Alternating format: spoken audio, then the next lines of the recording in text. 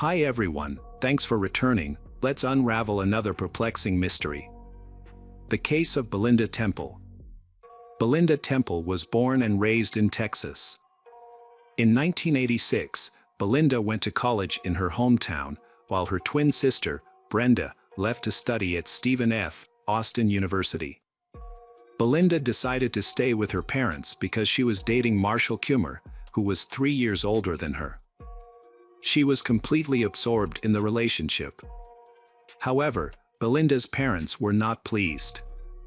They were concerned that the relationship would disrupt her studies, leading to her having children early and dropping out of school. This caused a lot of tension in the family.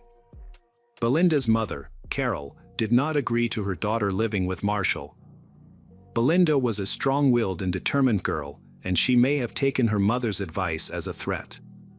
So at a family dinner when Marshall was invited, Belinda and Marshall, despite their mother's objections, announced that they were getting married. The atmosphere at the dinner table became heavy and quiet. Belinda decided to get married to prove to her parents she was an adult. Her boyfriend wasn't eager but didn't refuse. They married without a grand celebration, with Belinda wearing her sister's white dress and spending the day with friends drinking champagne. The next day, she moved in with him at his parents' place. The marriage was mainly to stop her mom's criticism and gain independence. But not 6 months later, Marshall began to spend little time at home, saying he was working late, but was actually with another woman. Belinda found out when she noticed that her husband was acting strangely one day.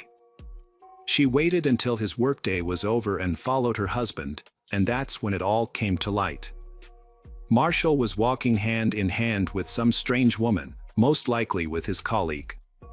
Belinda didn't start any arguments or jealousy, she just packed her things and went back to her mother. Marshall kept trying to ask for Belinda's forgiveness, but she wouldn't budge. After that, they soon divorced. In 1987, Belinda had nothing to keep her in her hometown, so she decided to follow her sister to Stephen F. Austin State University. Her time at the university was a positive experience for Belinda. It seemed that she had found her purpose. In addition to studying, Belinda also worked part-time as a basketball coach, and the young girl had very high expectations. At the same university, Belinda met David Temple. Like Belinda, he was also a part-time coach, but in soccer, and he was also a member of the university soccer team as captain. For David, soccer was an integral part of life. He had started practicing soccer since he was a child, and from that time on it was clear that he had the potential to become a star at school. He often played soccer very successfully for the team and was respected by all the teachers, despite his unpleasant personality. David can easily insult or even hit someone, but he gets away with it easily when he is on the field during a match. He often starts the match in a heated situation and then takes a long time to calm down. One of David's teammates said that he has an aggressive nature because of his steroid use. However, in their relationship, David acts completely differently from Belinda. He becomes a caring person and loves her very much. As soon as someone smiles at Belinda, David becomes jealous and tries to clarify his relationship. Belinda met David's family and they were impressed with her. They thought that Belinda and David had a lot in common. But Belinda's sister was not happy about the relationship. They knew Belinda as a strong-willed and independent person before, but as the relationship began, they noticed a change in her. Belinda became withdrawn, quiet and modest, and her life seemed to revolve around pleasing David. Belinda also began to distance herself from her family. She called her parents less often and stopped visiting home as she used to. This was a worrying sign in a toxic relationship. However, David and Belinda continued their relationship. They bought a bull terrier and named him Shaq. After graduating from college, they decided to get married. In January 1999, David and Belinda Temple were expecting their second child. Belinda was nearing her due date, and doctors predicted that she would go into labor in a few weeks. As a pregnant mother, Belinda often felt tired and fatigued. She also had to care for her son Evan. To give his wife some rest, David decided to take Evan for a walk in the park that evening. They walked in the fresh air, but soon felt tired and hungry. They then went to a restaurant for a bite to eat. When they got home, David was shocked to find the front door of his house broken. To keep Evan safe, David quickly took his son to a friend's house who lived nearby, and when his son asked why he couldn't come home, David lied and said his mother was in the hospital. One of David's neighbors, Quentin Harland, had just opened the door to the unexpected visitor, David. He carried his son straight into the living room and quickly returned to the house. Quentin was confused by this and yelled for his wife to watch the child and ran after David. He asked David, "What's going on?" But when he saw the broken front door of the Temple house, Quentin realized that David probably had no idea what was waiting for him inside. When he entered the house, Quentin saw a horrible scene. Everything was in ruins, the cabinets were open, furniture was scattered on the floor, and especially there were blood stains on the floor leading to the stairs. Quentin quickly pushed David aside and saw under the stairs, in the dressing room, Belinda lying face down with her arms outstretched in a large hole in the back of her head. David seemed too shocked to say anything or rush to his wife's body. He took out his cell phone and called the police. Police immediately rushed to the scene but did not enter the house immediately because the Temple family's dog, Shaq, was aggressive. The dog growled and barked at the uniformed officers, prompting one of them to draw his gun. However, the situation was calmed when David Temple came out of the house, then led the dog into the garage. When the officers entered the house, they investigated the scene and concluded that it appeared that a robbery had occurred. They speculated that the burglars did not know that the homeowner was in the house at the time, so they shot her to avoid exposing witnesses. The police began investigating the crime scene. They wondered how the burglar could have entered a house guarded by a ferocious bull terrier. They began to investigate carefully. At the main entrance, the police found broken glass.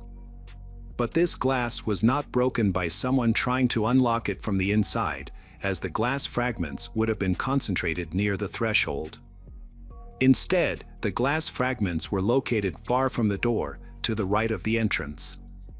This indicated that the main door was unlocked and the glass was broken, and it was unclear why the burglar did so.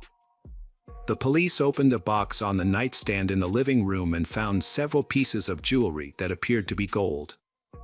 It was unclear why the burglar did not take these pieces of jewelry. The more they investigated, the more suspicious the police became that something was not right around the case. The police's experience with robberies had taught them that the criminal would usually take whatever was valuable and could be found. But in this case, nothing seemed to have been taken. And the fact that the dog was still in their minds was a big deal. Something was wrong with the case. In the murder, the wound suggested the victim had been shot in the back of the head. It is likely that the weapon used was a 12-gauge shotgun, since the victim was kneeling with his back to the killer. But shotguns were uncommon in robberies and were difficult to carry or transport without being detected, which made the police even more suspicious. In the murder of Belinda, it happened at 4 o'clock in the afternoon. A typical criminal would not dare go out with a shotgun in the daytime. David mentioned that he owned a few rifles. However, when the police came to search, the handgun involved in the case was not among the weapons that David had reported. The police asked David to come to the police station to file a report and confess the stolen items. Although worried, David agreed to participate.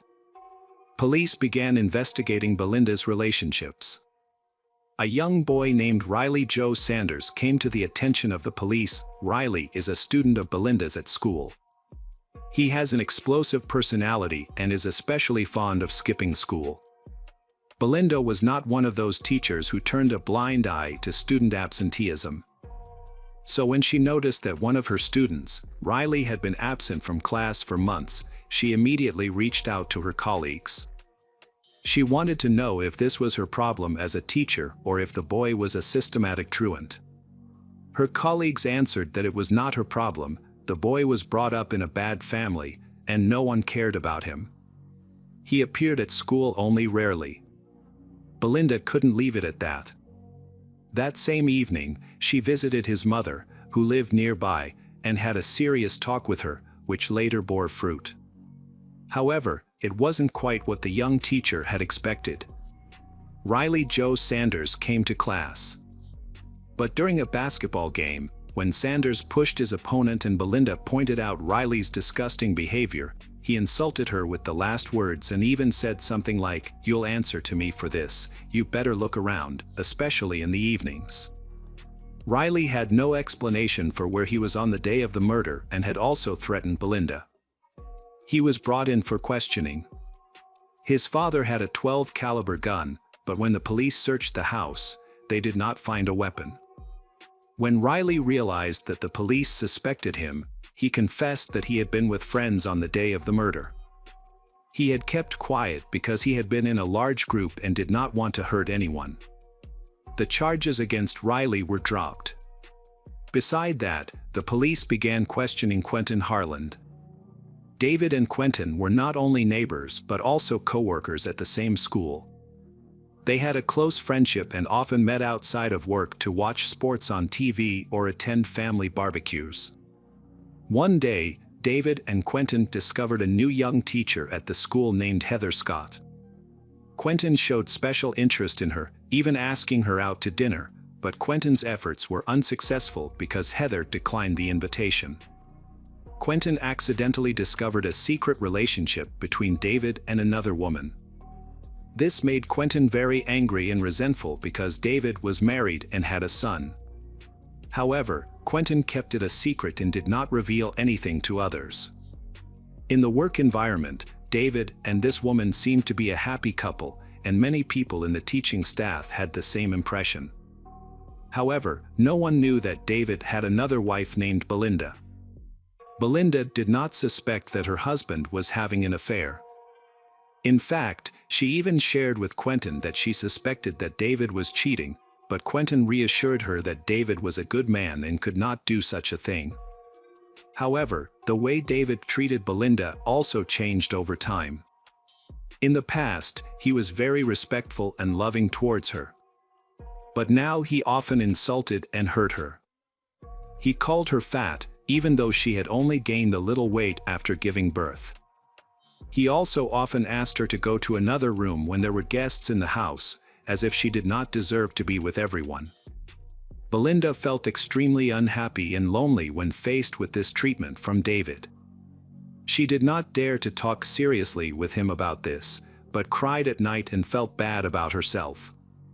Meanwhile, David was in a very happy new romantic relationship with Heather. David increasingly distant from his family. The psychological pressure he put on his wife was increasing. Although he never raised a hand to hit her, their interactions consisted almost exclusively of insults. At this time, Belinda learned that she was pregnant.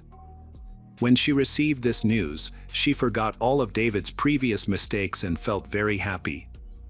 It seemed that David also tried to present himself as a happy father, but he was unsuccessful. Sometimes David did not come home at night.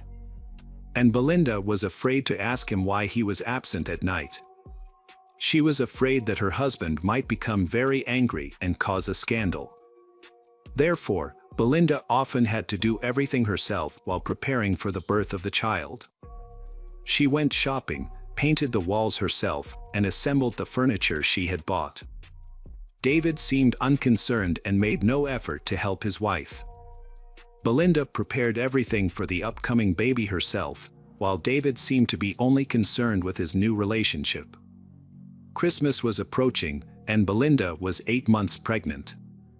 She decided to discuss with her husband David what gifts they would give each other for the occasion. However, David suggested that they skip giving each other gifts this year. He thought it would be better if they used their savings for the upcoming baby, as the doctors had warned that she might go into labor early, and the baby might be born before the new year. When Christmas came, although they had agreed not to give each other gifts, David did not give Belinda any small gifts. Instead, he suddenly packed his things and said that he would spend the New Year holiday hunting with his friends. Belinda felt disappointed and shared the situation with her sister. Her sister decided to help Belinda feel less alone. She also wanted to be there to care for Belinda, as doctors had warned that labor could start at any moment. What Belinda did not know, however, was that David had not gone hunting with his friends. Instead, he had spent the holiday with Heather, who was wearing a gold necklace that was said to have been a Christmas gift from David. After the death of Belinda Temple, David remarried Heather in 2001 and they had a son, Evan. But in November 2004, David's peace was shattered when the police came knocking on his door and arrested him on suspicion of murdering his ex-wife. David continued to deny any guilt. Investigators discovered that his new relationship with Heather may have been the motive for the crime. David's co-workers said that when Belinda became pregnant, David often bragged that he had found a younger, more beautiful woman to replace his wife. According to the prosecution's report, David killed Belinda as soon as she got home, still wearing her uniform and work boots. He then staged the crime scene to look like a robbery by making a mess of the house and quickly taking his son to the park to create an alibi. The prosecution also added that nothing was stolen from the house, and there was a vicious dog in the yard that would not let any stranger in. The murder weapon was probably dropped by David in the rice paddy, as witnesses saw David's car stop near the paddy, with only Evan in the car at the time. However, the shotgun was never recovered in that area. Heather's testimony claimed that before Belinda's murder, her relationship with David was not serious, and she did not even love him. These words certainly did not please Temple and introduced confusion into the jury's decision. Could David kill his wife for a non-serious relationship? Or was Heather lying to save her husband? It wasn't until 2023 that the case was revisited. David was found guilty after all and was sentenced to life in prison with parole after 17 years. His son Evan, while the trial was ongoing, did not believe that his father was capable of such a cold-blooded murder and supported him until the last moment. Hi everyone, thanks for returning. Let's unravel another perplexing mystery, the case of Mitzi Sanchez. Mitzi Sanchez was born on August 10, 1992, in Vallejo, California. She grew up in a large, with 2 brothers and a sister. As a child, Mitzi was cheerful and bright, enjoying time outdoors with friends and playing with her siblings. From a young age, she demonstrated independence, often walking to elementary school with her brother without adult supervision, as the school was nearby. On August 10, 2000, Mitzi's 8th birthday, she was excited about the celebration party her family had planned. However, when she asked her mom if she could skip school, the request was denied. Upset, Mitzi left her home with her brother at around 7:30 a.m. The plan was for her to wait for her brother after classes, and they would walk home together. But when her brother went outside the school, he couldn't find Mitzi. Assuming she had already left without him, he headed home alone. However, when he arrived home, Mitzi had disappeared without a trace. Mitzi's older sister grew concerned when she realized Mitzi was missing, especially since her birthday party was supposed to take place that day. As her absence seemed unusual, the sister called their mother around 4 p.m. to report the situation. The mother immediately contacted Mitzi's school and confirmed that Mitzi had attended all her classes that day. However, when the mother reached out to family members and Mitzi's friends, no one had seen her after school. Mitzi's family became worried and started looking for her. Family, friends, and neighbors mounted a massive search operation. Some walked the streets, while others went door to door along the route from her home to school, asking locals if they had seen her. They also distributed flyers with information about Mitzi. Despite their extensive efforts, they were unable to find her, leading Mitzi's parents to call 911 for assistance. The police quickly joined the search and local media started covering the case. The news of Mitzi's disappearance spread quickly, not just in local news outlets but also across the state. Mitzi's family has given several interviews to raise awareness of her disappearance. Her mother desperately pleaded with them to return her daughter safely. The police received a lot of information, but none of it was useful. 24 hours after Mitzi went missing, the investigation had new clues. A man contacted the police to report finding bloody rags at a landfill. After further examination, experts discovered that the rags were actually bed sheets from a hotel in Vallejo. The evidence was sent to the lab for analysis, but it would take several days to obtain the results. Investigators also went to the hotel, but they were unable to confirm whether Mitzi was there. As the investigators waited for the lab results, they thoroughly searched the landfill for any additional clues, but they found nothing. However, the next day, August 12th, the police received a call that changed the course of the investigation. At around 11 a.m., a man called the police to report a disturbing incident. While driving through an industrial area in Santa Clara, he saw a little girl running towards his van, screaming that someone was chasing her. The girl quickly got into the van, and the driver saw a man running in their direction. A young girl escaped from her kidnapper and sought help from a van driver. As soon as she got into the truck, the kidnapper quickly fled the scene. The girl, who identified herself as Mitzi Sanchez, told the driver what had happened, and he immediately contacted the police. The officers quickly took Mitzi to a hospital for a medical examination. They also arranged for her to speak with her mother over the phone, and soon her relatives arrived at the hospital, where they were reunited with Mitzi. The van driver proved to be a valuable witness in the investigation. He was able to provide the police with the license plate number of the kidnapper's vehicle, which he had seen as it sped away. The truck driver happened to be on the road that day, which was lucky. If he hadn't been there, the kidnapper might have caught up with Mitzi. The police checked the license plate and discovered that the car belonged to 39-year-old Curtis Dean Anderson, a man with a history of crime. He had previous convictions for theft and kidnapping, and was also suspected of other offenses. Police took a statement from Mitzi about what happened to her. Mitzi recounted that on August 10th, she was excited to finish school and head home to celebrate her birthday with her family. When her last class ended, she decided not to wait for her brother and walked home alone. As she walked, she noticed a car parked by the side of the road about a few hundred yards away. Inside, a man was watching her through the rearview mirror. The girl felt uncomfortable, but she was not worried because it was daytime and she was walking on a familiar street. In addition, because she was young, she was not aware of the potential risks posed by strangers. Mitzi was approached by a man who got out of his car and asked for her help. He claimed to have a leg injury from an accident and needed assistance in retrieving a roll of tape from under the car seat. Despite feeling uneasy, Mitzi agreed to help, as her parents had taught her to assist others in need. However, as soon as Mitzi reached for the tape, the man's intentions became clear. He pushed her into the car, covered her mouth, and slammed the door shut. Mitzi tried to scream, but it was too late. The man drove away, Mitzi to watch in horror as they passed by her home, where her family was preparing to celebrate her birthday.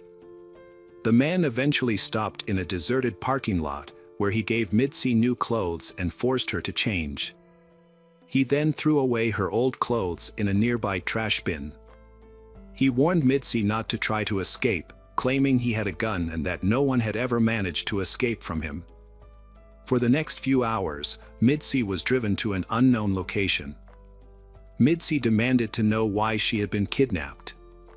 But the man's response was that he had gone through a similar experience as a child. When night fell, he stopped the car again and began covering the windows with rags to conceal their location. He then shackled Mitzi's leg with a chain and padlock. The man pulled out a bottle of alcohol and insisted that Mitzi drink some. Despite her initial reluctance, she eventually gave in. He took pictures of her using a camera. The perpetrator then lay down in the car to sleep. Fearing that she would be at his mercy if she fell asleep, Mitzi stayed awake and began thinking of an escape plan. Her chance came when she saw a police car driving past the parking lot.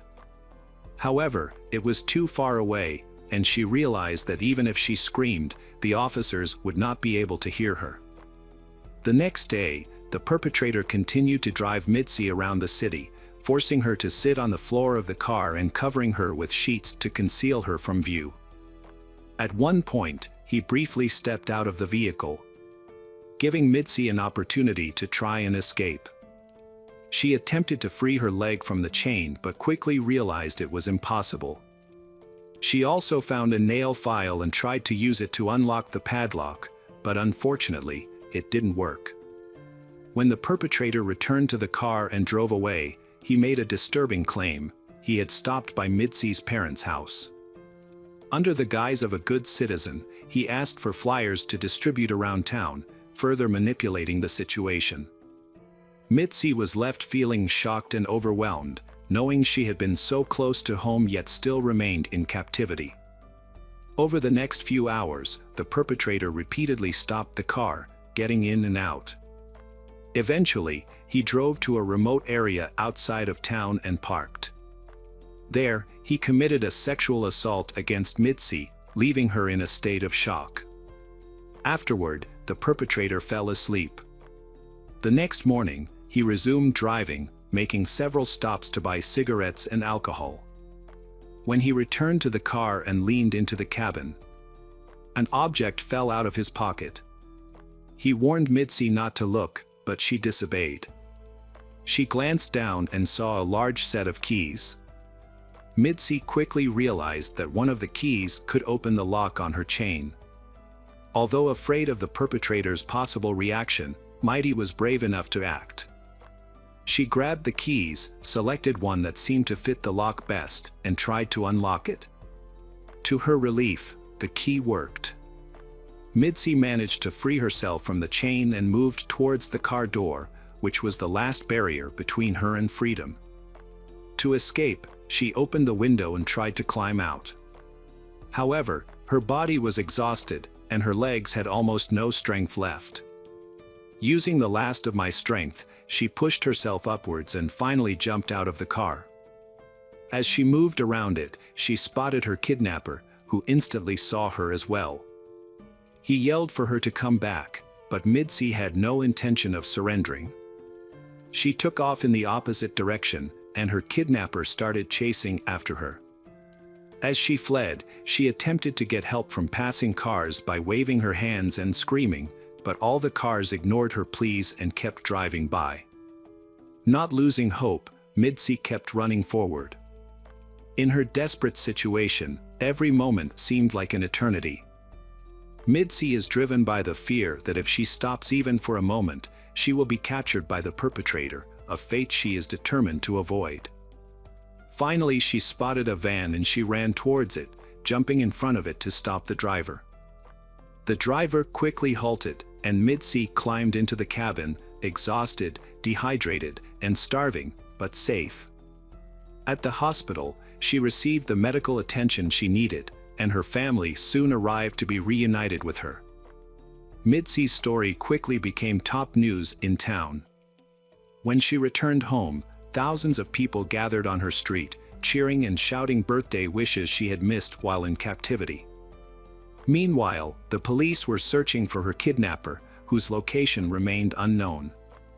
During the investigation, the police showed Mitzi's mother a photo of the suspect, and she recognized him. She had seen him twice before, once before Mitzi's abduction, when he was standing on their street, staring at their house, and again the day after Mitzi's disappearance, when he came to their home asking for flyers. Police eventually arrested the suspect, Curtis. He confessed to Mitzi that she was not his first victim and that no one had ever managed to escape him before. Curtis's careful planning and execution suggested he had experience with similar crimes. It is notable that Curtis had a prior conviction for kidnapping a woman in 1991, for which he served time until his release in November 1999. The trial began in April of the same year. Mitzi bravely testified in a crowded courtroom, recounting every detail of Curtis's crimes against her. Even though Curtis was there, Mitzi remained calm and completed his mission. As a result, Curtis received a 251-year prison sentence. However, this marked the beginning of a new chapter in the investigation. Detectives regularly visited Curtis in jail, questioning him about potential involvement in other crimes. One of these visits, they discovered that Curtis had confessed to a fellow inmate about kidnapping and murdering 8 additional girls. The inmate agreed to cooperate with the police, sharing Curtis's confession in detail. However, Curtis himself was reluctant to reveal all his secrets. Instead of denying the allegations, he attempted to negotiate privileges in exchange for information, speaking with detectives in riddles. As for Mitzi, she was constantly bullied and ridiculed by her classmates, labeling her the kidnapped girl. They even told her she should have died instead of being rescued. The constant bullying made her school years extremely difficult, which hindered her recovery from the traumatic experience. Mitzi could no longer handle the immense pressure. As a result, she turned to alcohol as a means of coping with stress, relying more and more on it. Eventually, she lost hope of returning to a normal life. However, a car accident after a party with friends changes her life forever. Mitzi suffered serious injuries, including a broken neck and arm, and spent 2 weeks in a coma. Upon waking up, she received news from her doctors. She was pregnant with a daughter. This gave Mitzi the power to change her life for the better. She decided to devote herself entirely to her daughter and also to helping other children who were victims of various crimes. Mitzi went on to found a non-profit organization that continues to help those in need to this day. As for Curtis, he passed away in 2007 due to illness, just 6 years after being sentenced. The detectives' only regret was that they were unable to obtain full confessions from him regarding other cases he was suspected of being involved in. Notably, his son followed a similar path and was also convicted of murder. Unfortunately, the son's life was cut short in prison in 2019. Hi there, investigators. It's time to uncover the truth behind another case.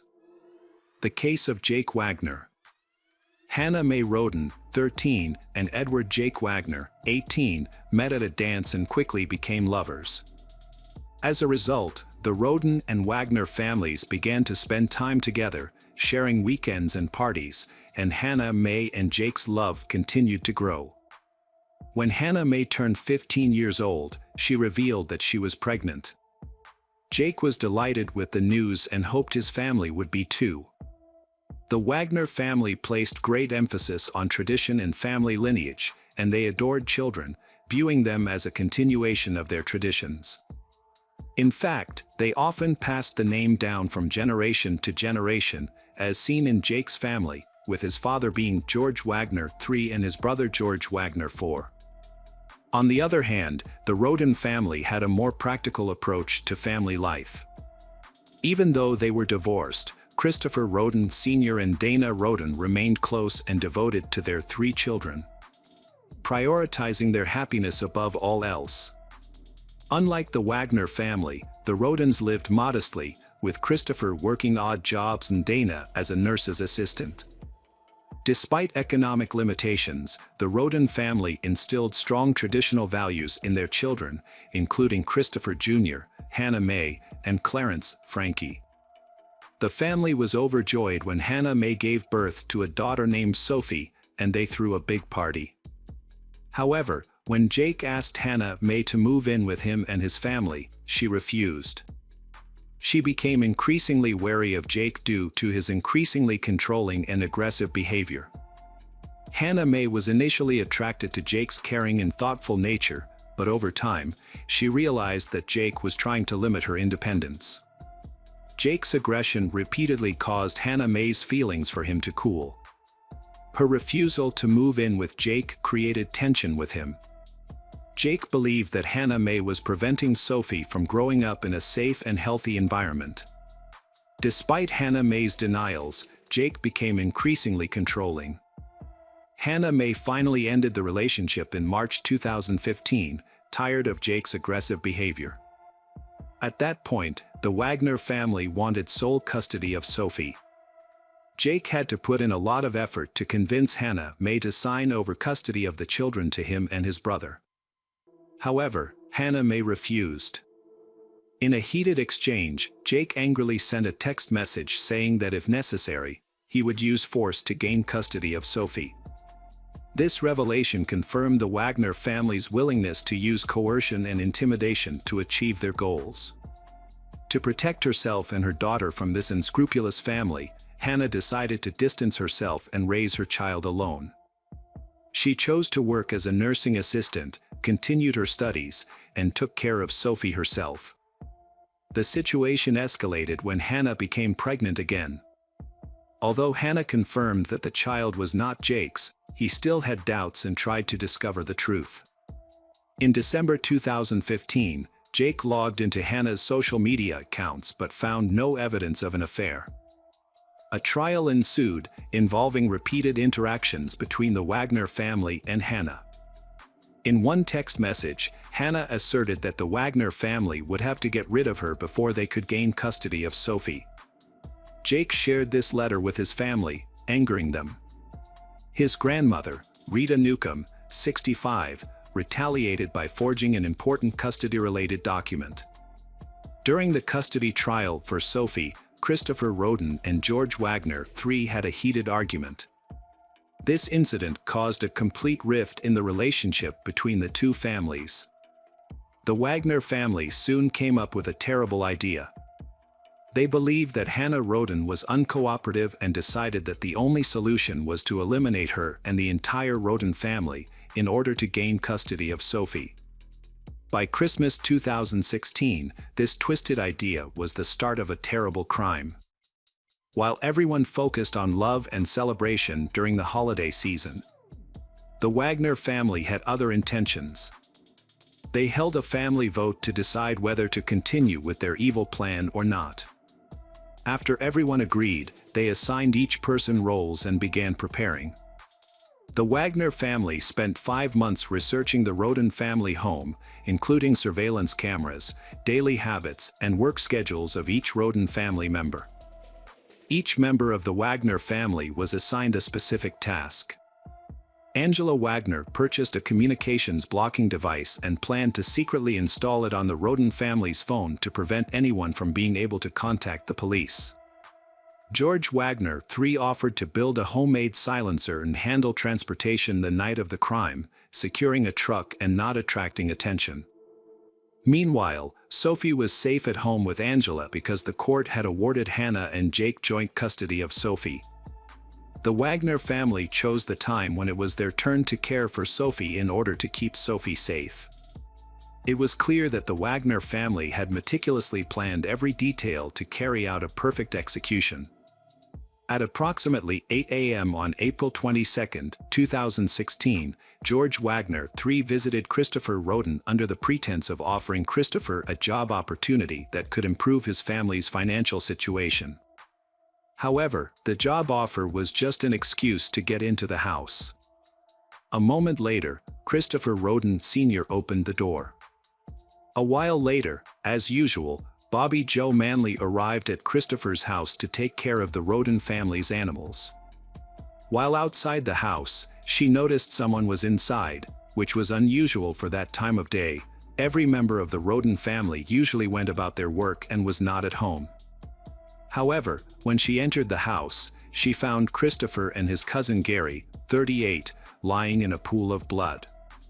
Horrified, Bobby grabbed the phone and called emergency services, reporting what she had seen and asking for assistance.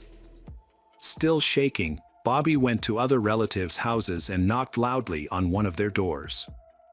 A 3-year-old boy, the son of Clarence, Frankie Roden, appeared, and Bobby asked him where his parents were. However, the boy did not respond but just pointed towards the bed. When she entered the house, she witnessed another horrifying scene. Clarence and his wife, Hannah Hazel, lay motionless. Lying between them was their 6-month-old baby, still alive but covered in the blood of Clarence and Hannah Hazel. After Bobby's 911 call, police quickly arrived on the scene. As the officers approached the Roden property, a neighbor intervened, sensing worried. He requested that the officers check 2 additional addresses of family members. His concern was justified, as police found bloodied bodies in the 3rd house.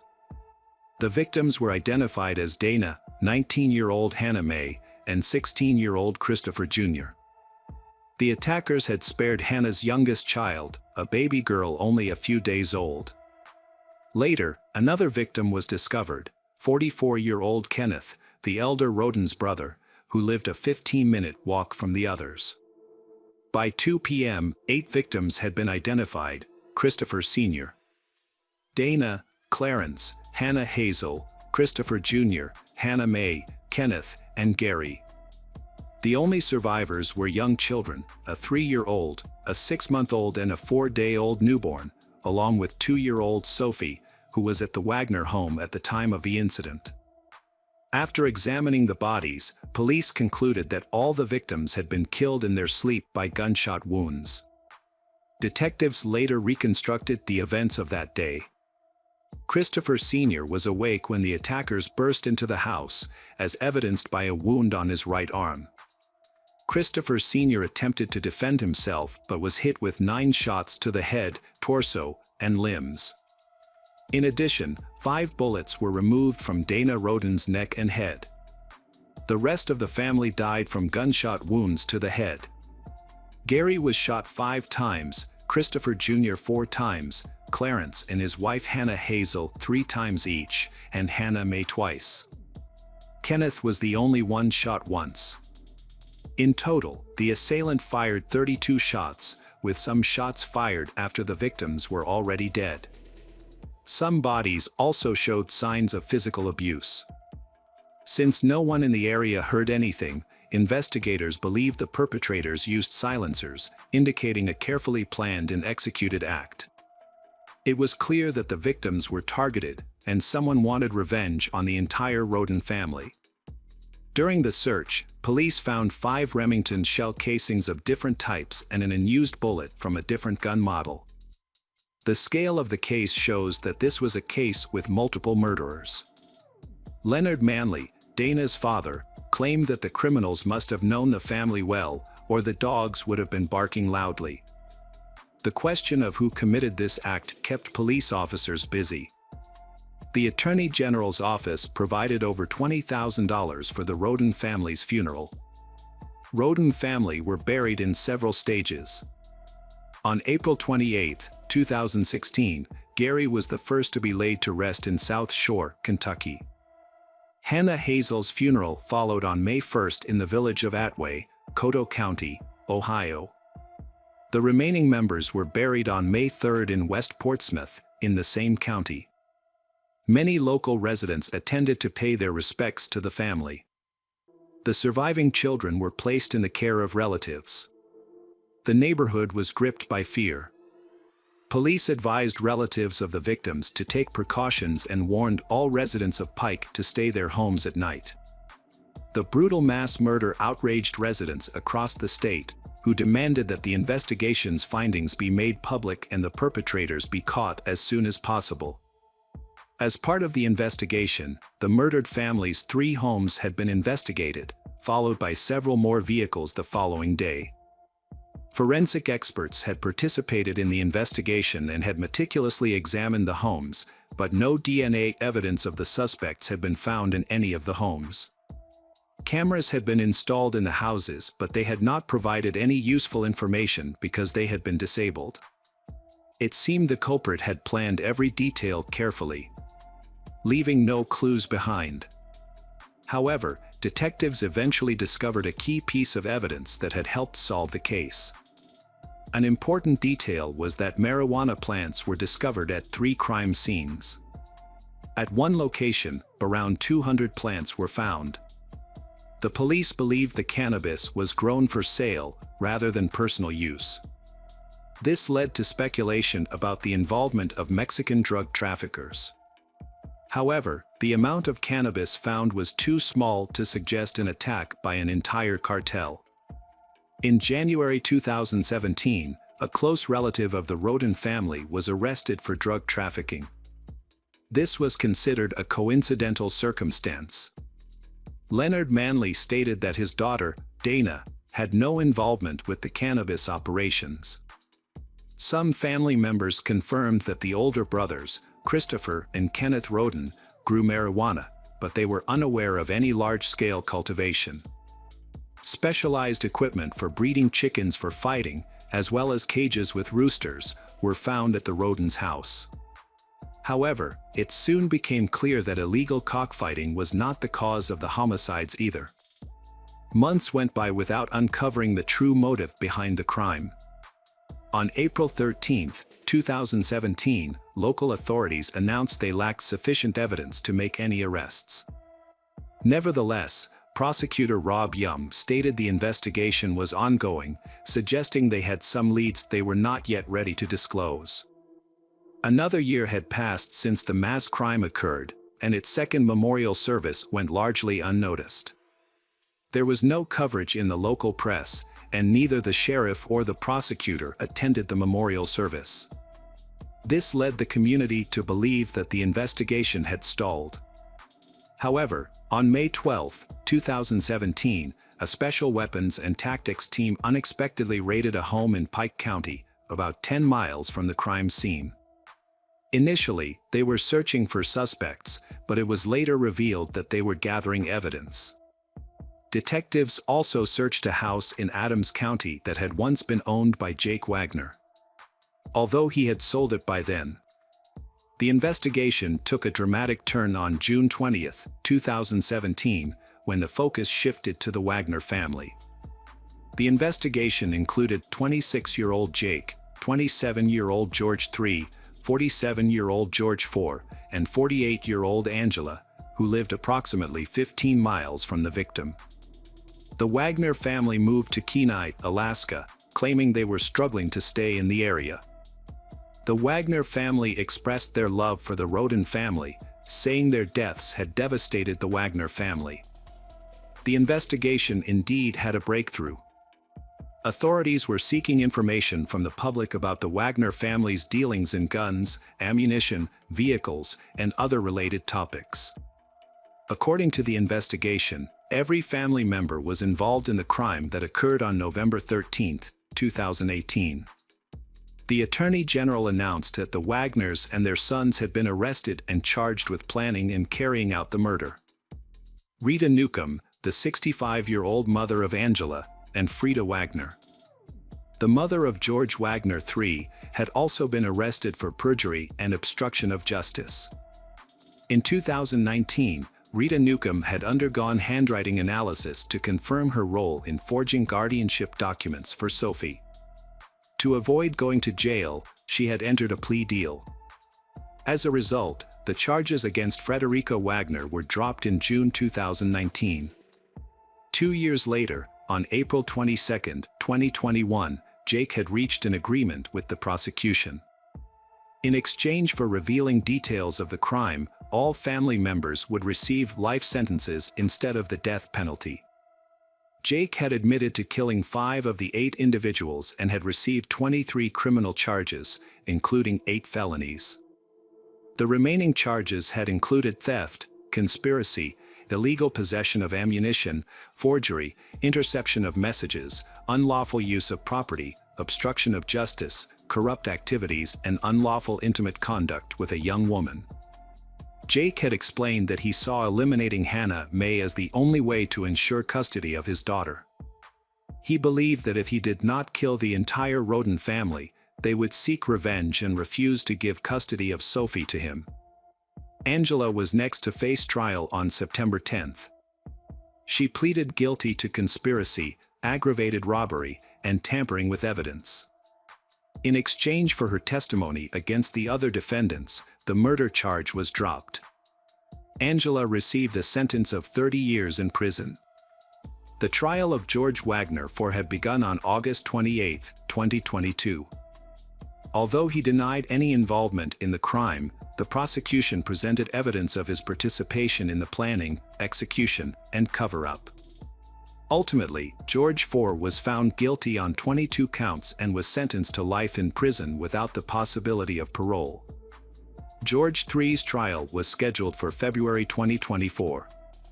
Despite the convictions of his family members, he maintained his innocence. The once harmonious family's descent into madness was baffling, and their actions were unforgivable. The actions of the Wagner family left 3 children orphaned, depriving them of the love of their parents, relatives, and a peaceful life. One couldn't help but wonder what Sophie would be like when she grew up and realized what had happened. Hello friends, welcome to our channel. Today we're going to take a look at another horrible case with you. The case of Vanessa Marcotte. On August 7, 2016, 27-year-old Vanessa Marcotte visited her mother, Rosanna, in Princeton, Massachusetts. Vanessa, an active person who enjoyed outdoor activities like walking, yoga, and running, decided to go for a run on that warm and sunny day. She was scheduled to take a bus to New York City later that day, where she worked and lived. However, Vanessa failed to return home after her run, which was unusual for her. Her concerned mother, Rosanna, sought help from the police. The case drew widespread national media attention due to its rarity in Princeton, which had not seen a similar incident in 30 years. Vanessa Marcotte was born on June 17, 1989, in Leominster, Massachusetts. She was an exceptional student and graduated with highest honors from Boston University in 2011, earning a bachelor's degree in communications. After college, she worked at WordStream, an online marketing software startup in Boston, before becoming an account manager at Google's New York City office. Every couple of months, Vanessa would visit her mother and aunt in Princeton, a small rural town with a population of around 4,000. As an only child, Vanessa's mother, Rosanna, cherished their time together and looked forward to her daughter's visits. On Sunday, August 7, 2016, Vanessa left her mother's house on Brook Station Road around 1 p.m. to go for a run before catching the commuter bus back to New York later that day. The area she planned to run in was familiar to her. However, when several hours passed and Vanessa failed to return, her mother grew concerned and contacted the police. Officers promptly launched a search, focusing on the route Vanessa was expected to have taken.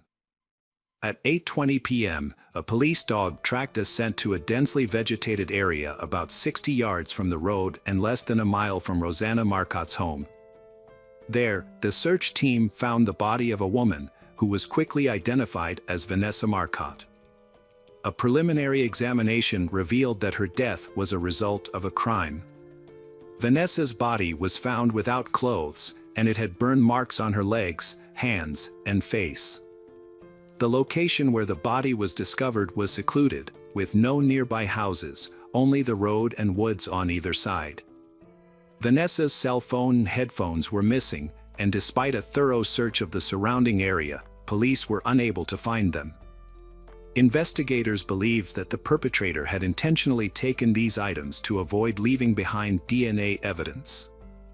A sneaker with burn marks was found next to the body, and similar burn marks were discovered in other locations.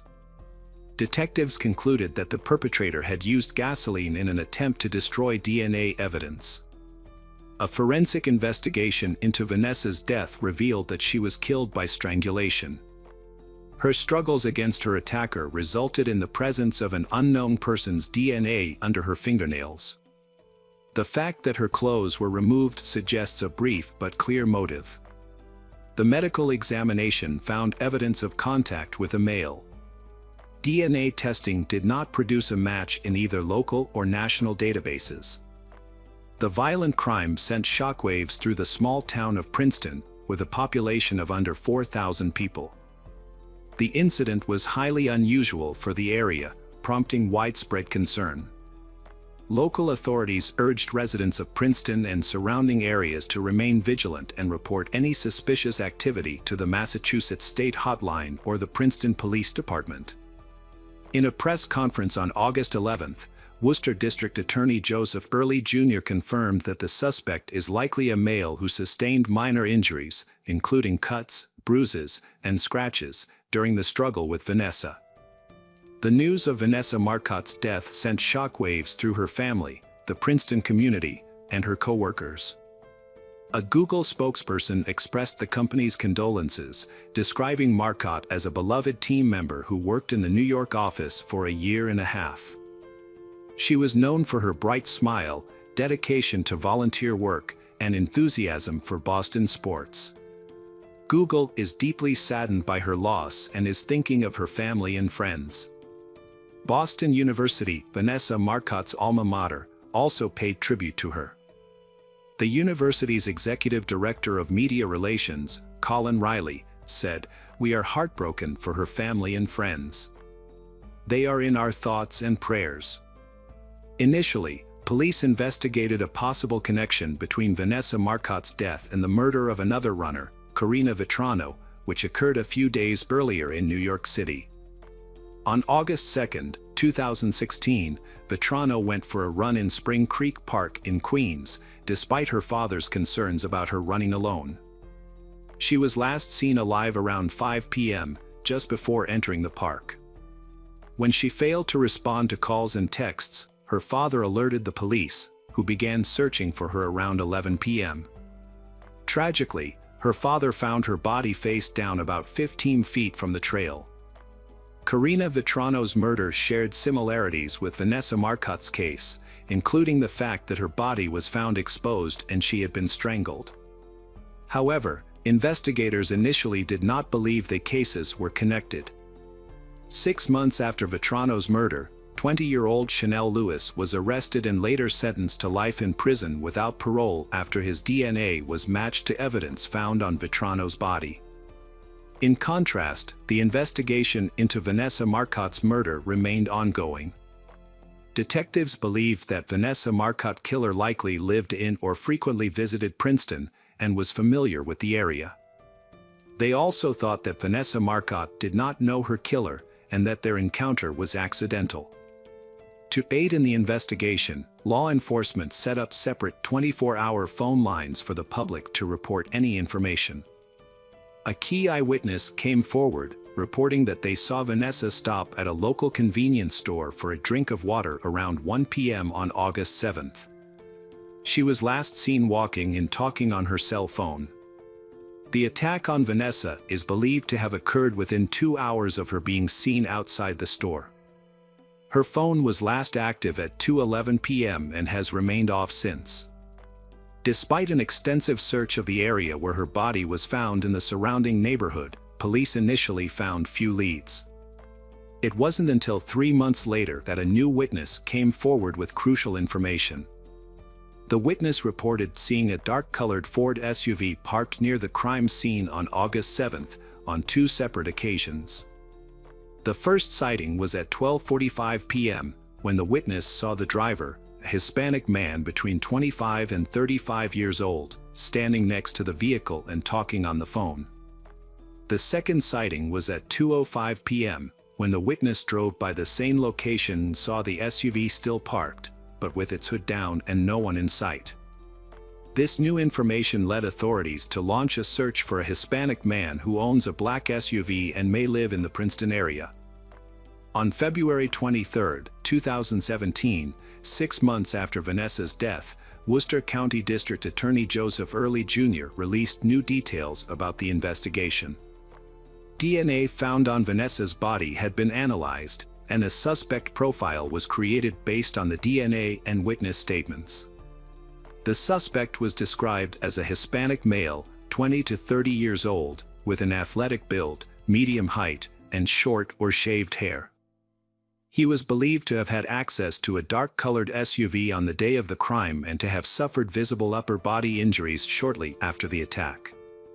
About 3 weeks later, a police officer in Worcester County spotted a man who matched the suspect's description. The man was driving a vehicle identical to the one seen on the day of Vanessa's death. The officer quickly noted the license plate number and identified the car's owner. The police then visited the owner's residence, where they found 31-year-old Angelo Colon Ortiz. Colon Ortiz was a 30-year-old husband and father of 3 who had recently moved to Worcester, Massachusetts, from Puerto Rico. He worked as a delivery driver for a FedEx contractor and was familiar with the Princeton area, where he often made deliveries. Despite his clean record, Colon's behavior was concerning to those around him. Neighbors in Worcester described him as having a perverse nature and often making vulgar comments to people in the neighborhood. A former Princeton postal worker also reported that Colon frequently made crude comments about her and other women to his co-workers. When questioned by police about the attack on Vanessa Marcotte, Colon claimed he did not know her and couldn't remember if he was in Princeton on the day of the incident. However, he did agree to provide a DNA sample, signing documents to allow his DNA to be analyzed. The lab took some time to process the DNA test, which ultimately revealed a match between Colon Ortiz's DNA and the DNA found under Vanessa Marcotte's fingernails on April 15, 2017. As a result, Colon was arrested and charged with the crime just 3 days later. Prosecutors presented evidence that on the day of the murder, Colon purchased $5 worth of gasoline from a store located 6 miles from the crime scene at 2:35 p.m.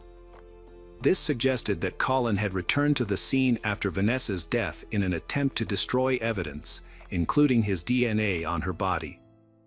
The district attorney argued that the DNA evidence was collected through proper procedures, which led to the charges against Colon.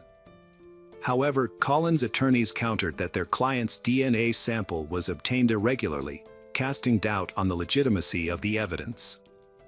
The defense team argued that Colon Ortiz's language barrier hindered his ability to understand that providing a DNA sample to the police was optional. In fact, Ortiz stated that he was unaware that he could refuse to provide one. Colon, a U.S. citizen born in Puerto Rico, does not speak, read, or understand English, as he declared in an affidavit. He recounted that on March 16, 2017, 2 white state police officers visited his home with a translator who spoke a Spanish dialect that was unfamiliar to him. The trial extended for several years, ultimately leading to Judge Janet Kenton Walker's decision on January 11, 2022, to deny the defense's motion to suppress the DNA evidence. Colon maintained his innocence to the original charge of first-degree murder, but through a plea agreement, he pleaded guilty to the lesser charge of second-degree murder, which carries a shorter sentence. Angelo Colon Ortiz, 36, pleaded guilty to the robbery charge and was sentenced to life in prison in October 2022. As part of the plea bargain, Colon will serve 20 years for the robbery charge, followed by a life sentence with a minimum of 25 years before being eligible for parole. This means he will spend at least 45 years in prison before he can be considered for parole. The Vanessa Marcotte family agreed to the plea bargain to avoid a lengthy and emotionally challenging trial. In a statement, they expressed relief that the trial ended in a way that ensures Colon will no longer be able to harm anyone. Vanessa Marcotte's father stated that he is pleased that the monster will be kept off the streets and that he will not live to see Colon's parole hearing. Colon's sentence brings closure to the Vanessa Marcotte family, who can now find some comfort in knowing that justice has been served and that Colon will be held accountable for his actions. Hello friends, welcome to our channel. Today we're going to take a look at another horrible case with you. The case of Marina Menegazzo and Maria Jose Coney. This story began in 2016 in the Argentine city of Mendoza. On January 10th, 2 young women, 21-year-old Marina Menegazzo and 22-year-old Maria Jose Coney, embarked on a highly anticipated trip. Unfortunately, their journey ultimately led to one of the most publicized investigations in Latin America over the past decade. At the time, Maria Jose was a 22-year-old economics student at the National University of Cuyo, while Marina was a 21-year-old speech therapy student at the Aconcagua University. Both women volunteered for an organization that assisted homeless individuals. According to friends and acquaintances, they were two bright and cheerful young women who were extremely close to their families. Marina Menegazzo and Maria Jose Coney embarked on a trip with two friends, but the group eventually parted ways. They girls continued their journey, which began on January 10th. Their route can be tracked through Maria Jose Coney's Instagram posts. On January 13th, they were in Cusco, Peru, an ancient city that was once the capital of the Inca Empire. The next day, January 14th, another photo was posted, also taken in Cusco. A subsequent image was published on January 15th, showing they on a railway bridge near the Machu Picchu hydroelectric power plant. Machu Picchu is a famous ancient Inca city, often referred to as the City Above the Clouds, and is a UNESCO World Heritage Site. Maria Jose Coney and Marina Menegazzo had about 10 days of vacation left and were in no rush to return home. They decided to revisit Montañita, the town in Ecuador where their trip had begun. On February 22nd, Maria Jose Coney posted a photo of herself with Marina Menegazzo on Instagram, which would be her last post. On the same day, they contacted their families in Argentina to let them know they would be returning soon. They planned to take a bus from Ecuador to Lima, Peru, where they would spend the night at a friend's house. From Lima, they would fly to Santiago, Chile on February 25th, and then take a bus to their hometown of Mendoza, Argentina. They informed their relatives that they would be unreachable by phone for a few days due to poor signal reception. However, when their relatives tried to contact them, they were unable to get in touch. As the days passed, there was no activity on Maria Jose Coney and Marina Menegazzo's social media accounts, causing their relatives to become increasingly worried.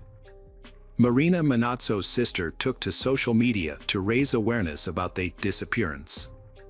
She posted a photo of they girls with a message stating that they had gone missing on Monday, the 22nd, in Montañita, Ecuador, and asked people to share the information. The families were eager to know if they had left the country and boarded a flight, but their attempts to contact the airline were met with no response. The family of Maria Jose Coney and Marina Menegazzo tried to get information from they were supposed to stay with before leaving, but they claimed they never showed up. The family then reported they missing to the emergency services in Ecuador and also contacted the Argentine consulate for assistance. The Argentine consulate got involved on February 27th and sent their fingerprints to Ecuador.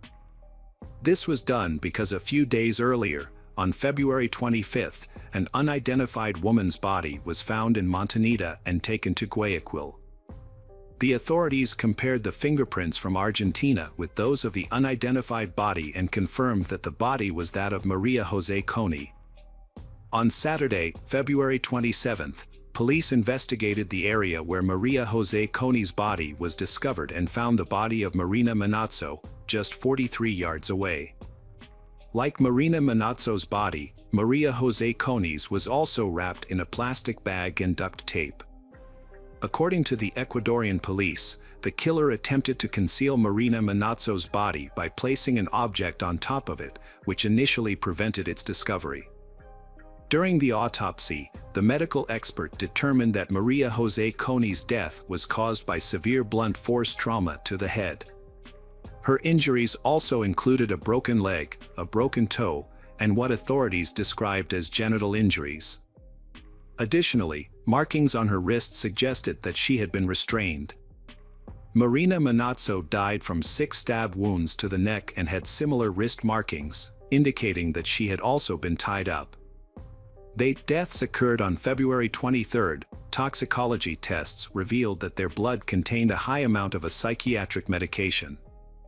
Based on the circumstances of their deaths, police believed that they had not taken the medication voluntarily and may not have even known they had ingested it. It is likely that someone had mixed the medication into their food or drinks without their knowledge.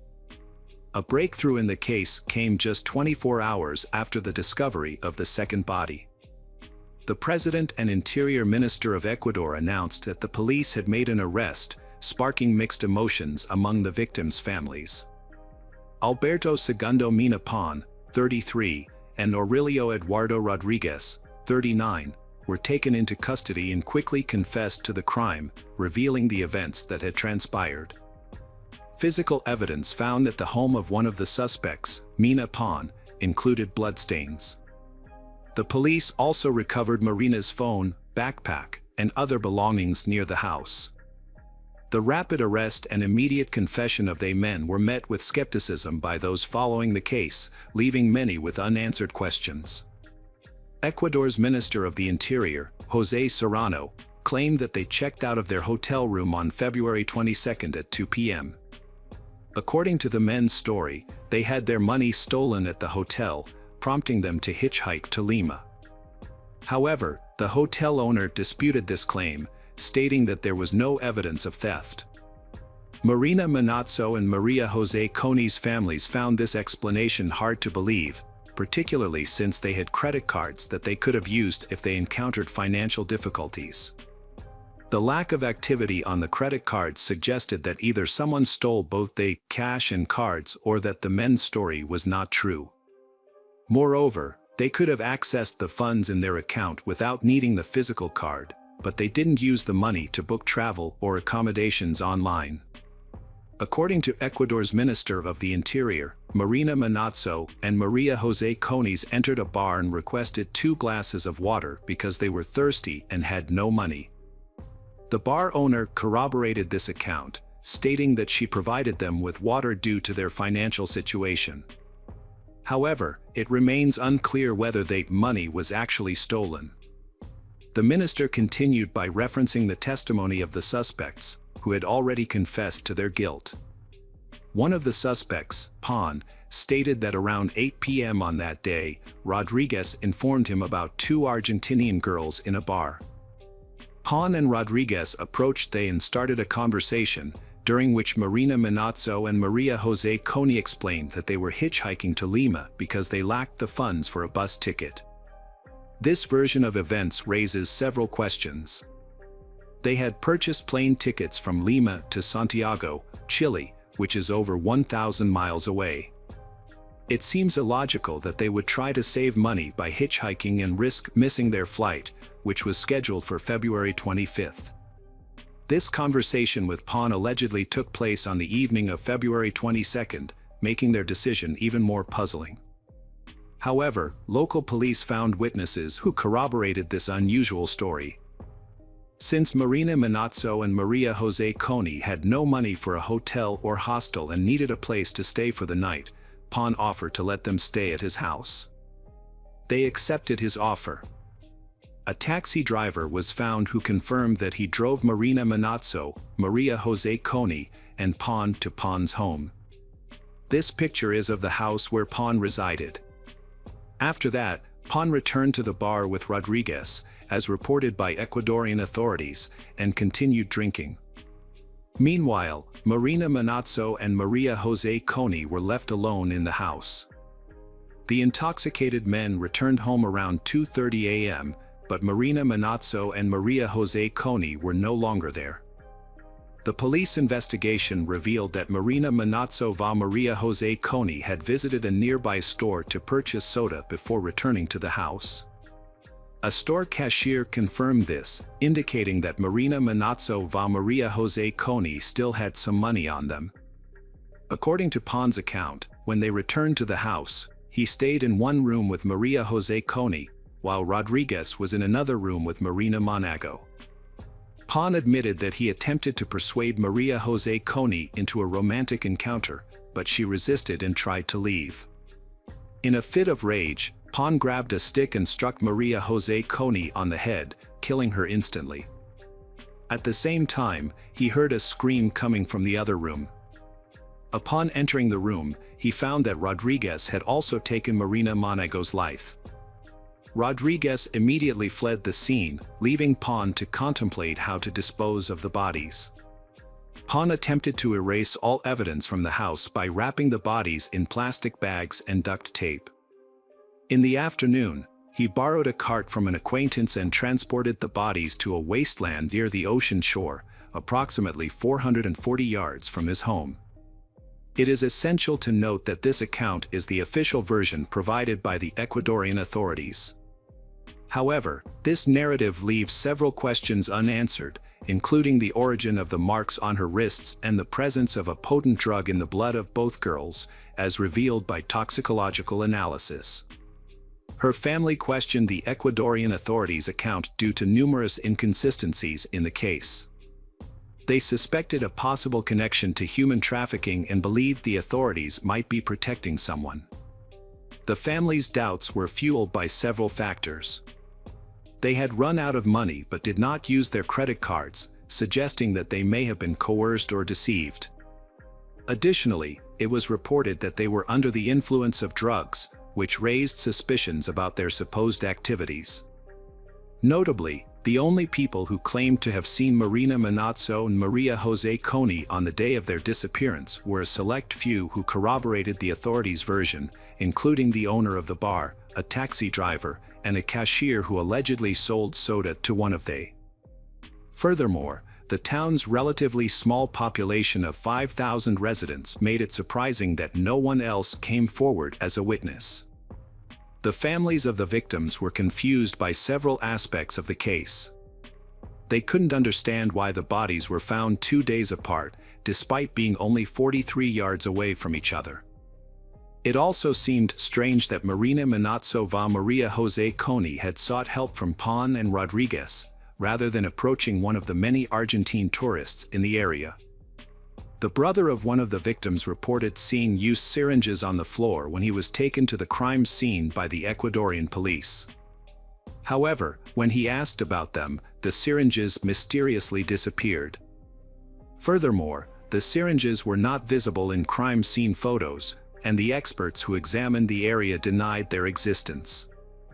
The family suspected that Pon and Rodriguez were involved in something more sinister, such as human trafficking, and that they were being used as a cover. The authorities responded by scheduling a second autopsy and a new toxicological examination.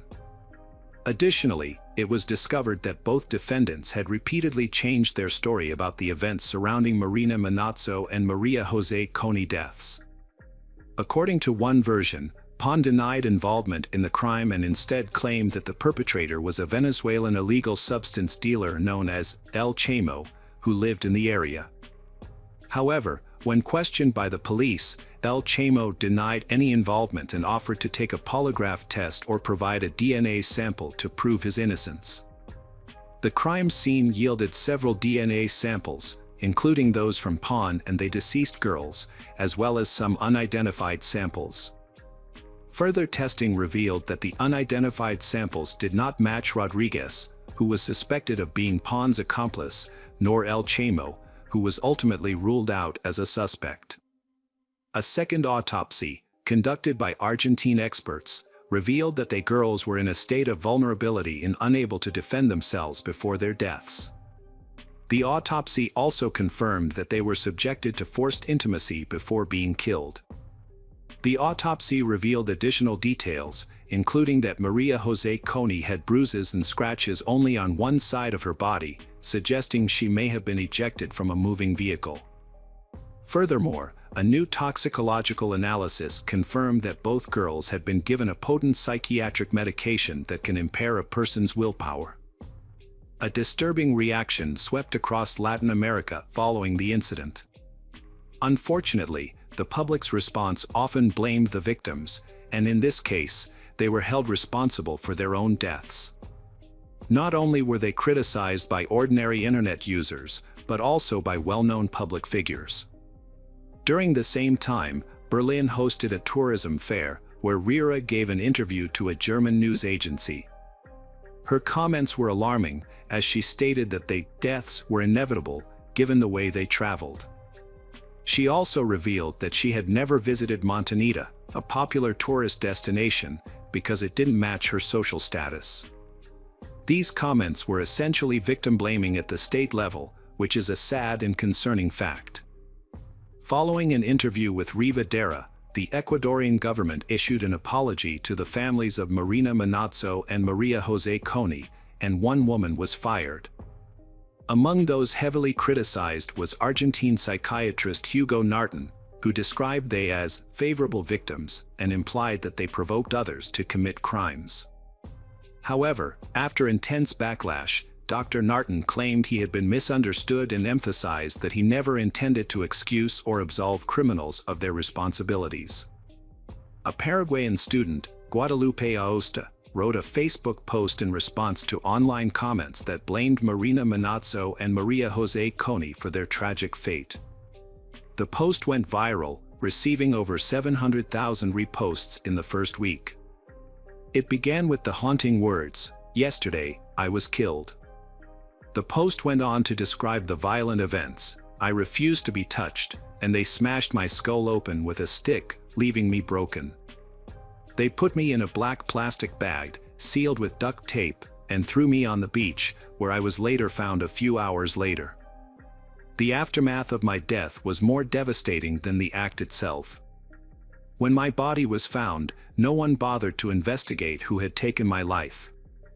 Instead, I was bombarded with irrelevant and insensitive questions.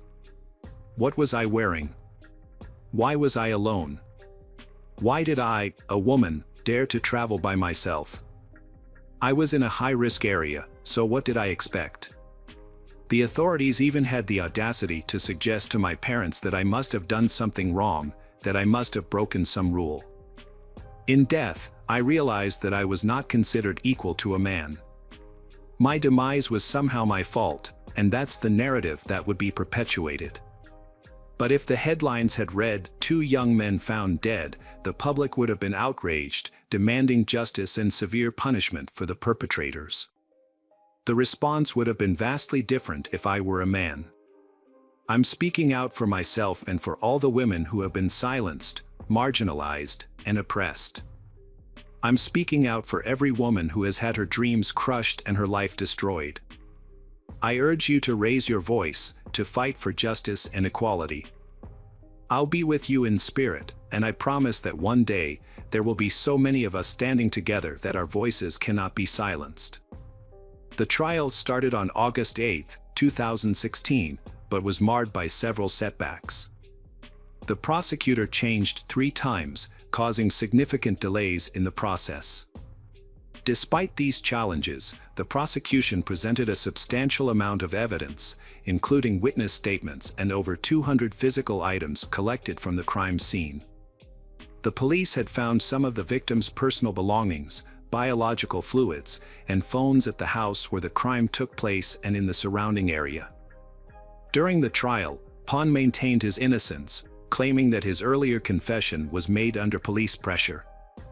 This statement only reinforced the suspicions of the victims' families that the Ecuadorian authorities were withholding information.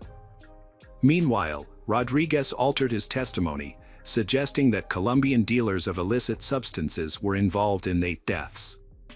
In the trial's first week, the prosecutor revealed that he suspected additional individuals were involved in the case. This suspicion was based on the discovery of 3 more male DNA samples at the crime scene, in addition to the DNA of Rodriguez and Pon. Ultimately, the court found both Pon and Rodriguez guilty, sentencing them to 40 years in prison, the maximum penalty allowed under Ecuadorian law. In November 2016, Ecuadorian authorities arrested José Luis Pérez Castro, a 34-year-old man, after finding his DNA at the crime scene. Castro's defense team claimed that he had lived in the house a few weeks prior to the incident and that his DNA was present due to a dental infection. They alleged that he had spat blood onto the wall as a result of this infection. However, the defense's explanation for the presence of Castro's DNA on the victims' bodies was that he must have touched an object or piece of furniture that the police had also handled, thereby transferring his DNA. This argument began to fall apart when a dentist testified in court.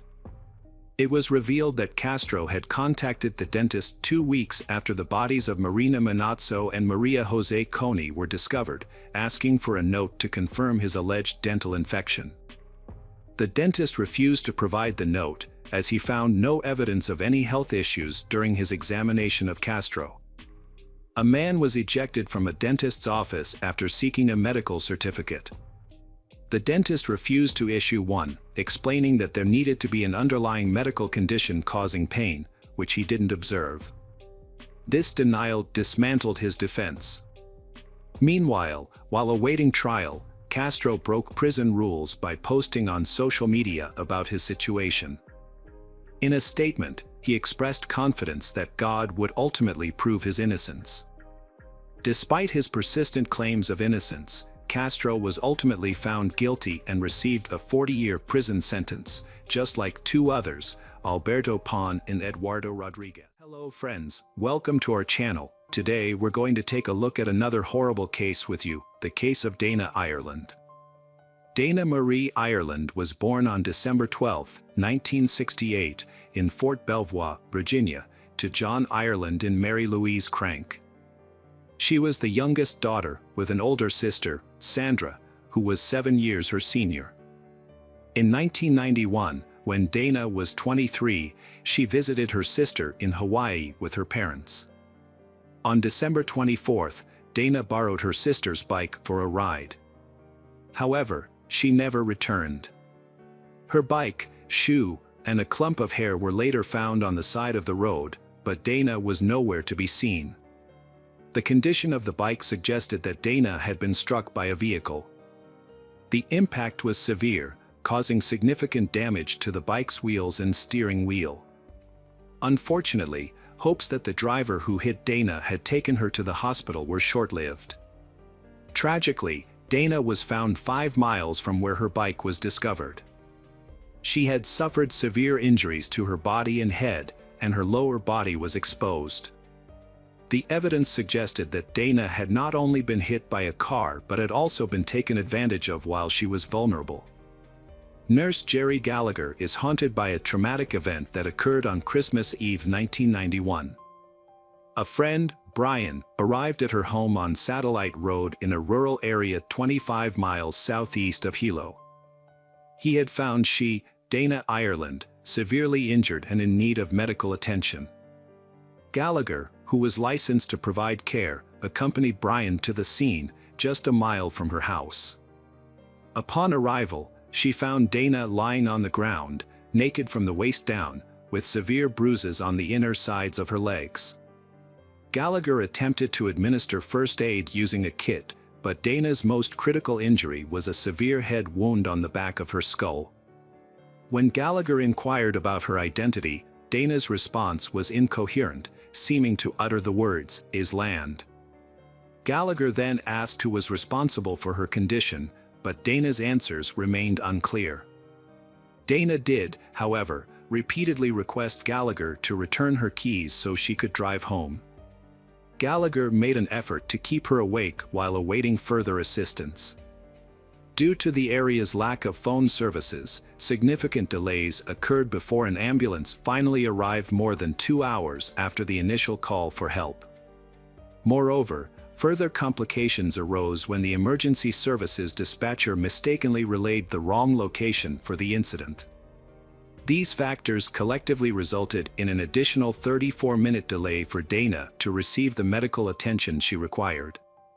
Gallagher had considered driving Dana to the hospital himself, but she was worried that moving her could cause further injury. She has since struggled with the decision and the fact that it took so long for help to arrive. An ambulance finally brought Dana to Hilo Hospital at 7:56 p.m. Unbeknownst to her parents, John and Mary Louise, who were searching for her, Dana was the injured woman being treated at the hospital. They had found her damaged bicycle by the side of the road and were trying to locate her. At the time, Mary thought someone had hit Dana and taken her to the hospital. John stayed near the bike while Mary and their eldest daughter Sandra went to the hospital to look for Dana. When the ambulance arrived with Dana, Mary and Sandra were already there. Despite the doctor's best efforts, they were unable to save Dana. She was pronounced dead at 12:25 a.m. due to severe injuries sustained in a motor vehicle accident, including blood loss and trauma to her head, pelvis, and abdomen. Dana's family was shocked by her death, which permanently altered their lives. As time passed, they would face another challenge, a long and arduous search for suspects and subsequent trials. The police investigation was described by local newspapers as intense. They discovered a T-shirt at the crime scene that belonged to the perpetrator. They also seized a sheet from the hospital with semen stains on it, which was crucial evidence since Dana had semen on her body when she was admitted. Furthermore, a bite mark on Dana's body matched the teeth print of her attacker. The authorities obtained a DNA sample from the perpetrator, but this was of limited use in 1991. The tire tracks from the bike and the secluded area where it was found provided few leads. Despite interviewing residents, the investigators could not find any witnesses who saw the car that hit Dana's bike, likely due to the remote location and poor road conditions, which deterred cars from traveling there frequently. The investigation into the Dana Ireland case had reached a dead end due to a lack of witnesses and evidence. However, a breakthrough occurred when John Gonsalves contacted the Hawaii County Police in May 1994. Gonsalves was involved in a high-profile case involving illegal substances, but he received a suspended sentence due to his cooperation with the police. Gonsalves revealed that his half-brother, Frank Pauline, had important information about the Dana Ireland case. Frank Pauline stated that brothers Albert Ian Schweitzer and Sean Schweitzer were involved in the attack on Dana Ireland. The Schweitzer family lived next door to the Frank Pauline family, and their families did not get along. According to Frank Pauline, he was present when the Schweitzers attacked Dana Ireland. They allegedly ran her over, put her in the trunk, and took her to another location. Based on Frank Pauline's statements, the police made Albert Schweitzer, Sean Schweitzer, and Frank Pauline the main suspects in the case. Frank Pauline Jr. was born on April 27, 1973, in Fremont, California, to Frank Sr. and Patricia Pauline. He grew up in Puna, Hawaii, where he became a father of 3 sons by the age of 20. However, Frank had a history of run-ins with the law, starting at the age of 9. By February 8, 1983, Frank Pauline had been caught in a burglary. As he got older, the severity of his crimes increased. In February 1994, he was sentenced to 10 years in prison for harassment and robbery. Despite this, Pauline continued to commit crimes, earning him the nickname "Walking Crime Wave" from prosecutors. After being sentenced, Pauline was taken into custody to start his prison term. However, he managed to escape and was classified as a fugitive. He was eventually recaptured in Honolulu a few days later. 3 months after Pauline received a 10-year sentence, his brother John Gonsalves contacted the authorities and provided information about the Dana Ireland case. Pauline and Gonsalves decided to cooperate with the investigation, which could potentially reduce Pauline's sentence. John Gonsalves was initially a questionable source of information, but after speaking with investigators, the case against him for illegal substances was closed, and he received a suspended sentence. Pauline claimed to have information about the Dana Ireland case and was interrogated by investigators from the Big Island. The 90-minute interrogation took place in Honolulu, where Pauline was in custody. During the interrogation, Pauline provided details about the attack on Dana Ireland and reconstructed the crime scene on the Big Island, showing detectives the locations he mentioned earlier. Pauline told detectives that on December 24, 1991, brothers Albert Ian and Sean Schweitzer picked him up at his home in a purple Volkswagen Beetle. Albert Ian was driving. Before they saw a woman on the side of the road, they stopped to take illegal substances. As they approached an intersection near Kapaho, they saw she standing on the side of the road. Pauline recalled Albert Ian pointing her out, saying, "Look at that girl, but they initially continued driving. Albert Ian then suggested turning the car around so he could talk to she. As they drove back, traveling at 40 to 45 miles per hour, Albert Ian failed to stop in time and accidentally hit she, later identified as Dana Ireland. After hitting Dana, the trio got out of the car, loaded her into the trunk, and continued driving. A short distance later, they stopped and removed Dana from the car. Despite being injured, she was still alive. Pauline claimed he did not assault Dana, unlike the Schweitzer brothers. However, he said something that had severe consequences. According to Pauline, Albert Ian insisted that he find a tire iron and hit Dana on the head to end her suffering. Pauline's initial statement to the police was written down and he signed it, confirming that he testified voluntarily, without coercion, threats, or influence from substances. He was later moved to the Maui Community Correctional Center for protection due to threats from fellow inmates. However, 2 years later, Pauline retracted his statement, claiming he fabricated his story at his stepbrother's request to avoid jail. He admitted he was not present during the attack but had information about those responsible. Pauline explained that he lied about being there to make his information credible and to avoid being accused of perjury, but perjury was not one of the charges he faced. On July 30, 1997, Frank Pauline was charged with the murder of Dana Ireland after signing a confession claiming he had struck her with a tire iron. However, the confession raised suspicions, as when investigators took him to the Big Island, he was unable to identify the exact location of the crime or where Dana's body was found. This led investigators to question the truthfulness of Pauline's confession. Pauline eventually retracted his confession, fearing that if he continued to lie, he could be charged with perjury. His retraction was motivated in part by his realization that his half-brother, Albert Gonzalez, was innocent and being wrongly accused. In the end, Gonzalez was able to avoid major charges related to a separate crime, and in exchange, he agreed to testify against Pauline at his trial. At the time of the arrest, DNA testing technology was not as advanced as it is today. Despite this, the authorities collected DNA samples from Pauline and the Schweitzer brothers. They also analyzed biological fluids from the gurney sheet used to transport Dana Ireland to the hospital and swabs from her body. However, the results were unexpected. The DNA of Frank Pauline and the Schweitzer brothers did not match the DNA of the perpetrator. Although the charges against the three men were dropped, the investigation continued. The prosecution suggested that someone else must have been involved, as other evidence also failed to implicate Pauline and the Schweitzer brothers. For example, the teeth of the Schweitzer brothers and Pauline did not match the bite mark found on the victim's chest. Furthermore, no traces of Dana Ireland's blood or hair were found in Albert Ian Schweitzer's Volkswagen, which he had acquired only a month after her death. External pressures, including those from the Dana Ireland family, the public, and the press, may have influenced the course of events in the investigation into Dana Ireland's death. Albert Ian Schweitzer was 20 years old at the time of Dana Ireland's murder and had only traffic-related infractions on his record.